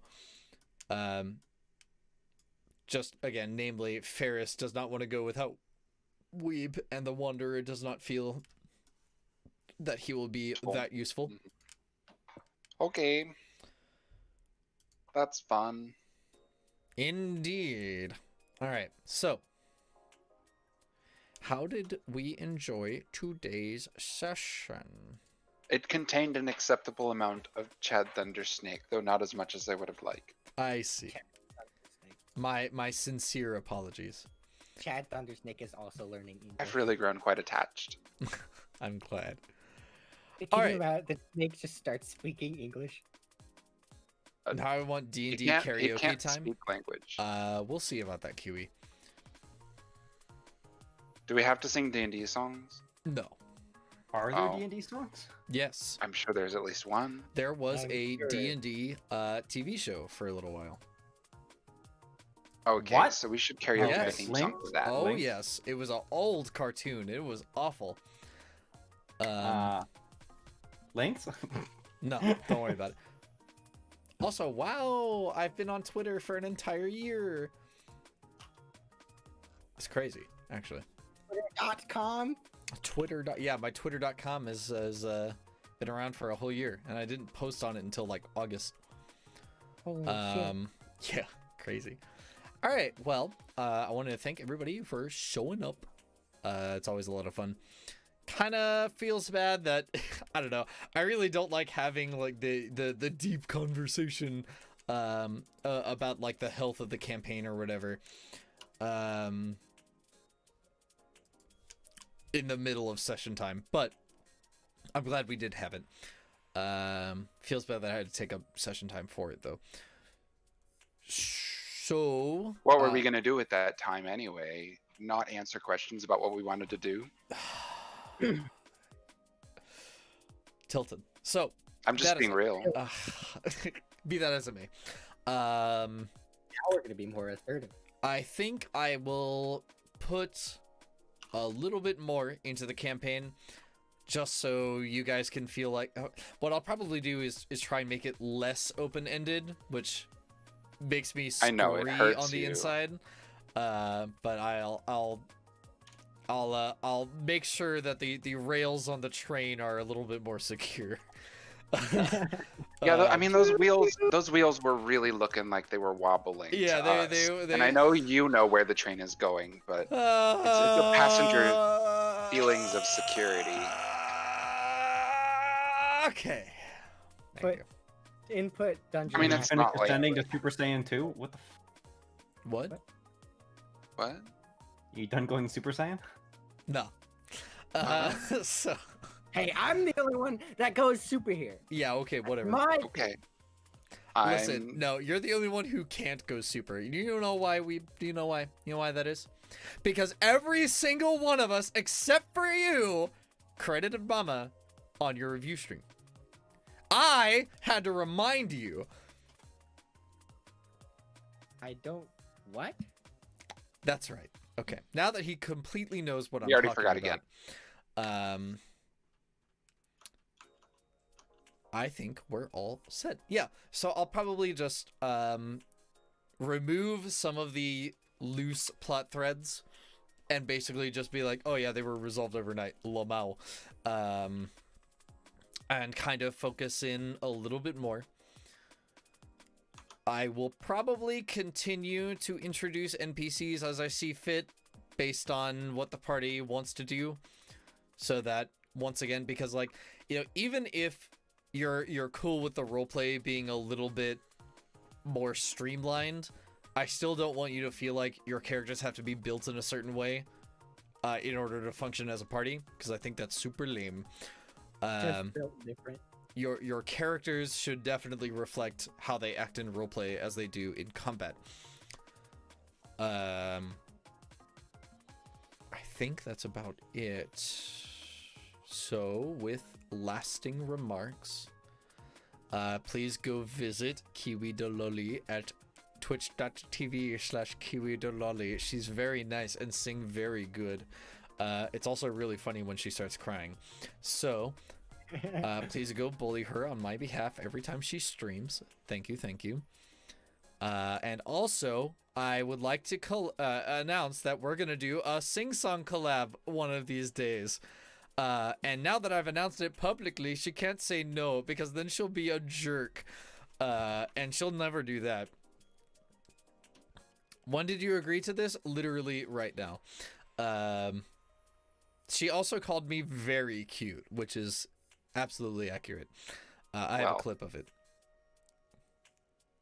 That's wonderful. I'm glad that you love yourself. I'm gonna say that it's like one of those deep fakes. No, I think no. I have proof. I have proof. Hold on. I'll show you. Is that a tinfoil hat, Isaiah? No, hold on. I need to get TV and then the rest of the TV. That sounds like tinfoil talk. No. Oh, what is this attached to? Okay. Next thing, you'll be saying that the government's made of lizard people. What? He'd just be stating the obvious. Alright. So, hold up. Let me pull this up. Oops, not this one. Pull this up. Don't tell me you think gravity's real. You losers! You think you're attached to the ground by gravity?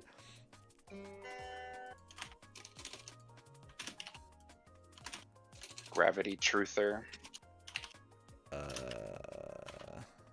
Where did it go?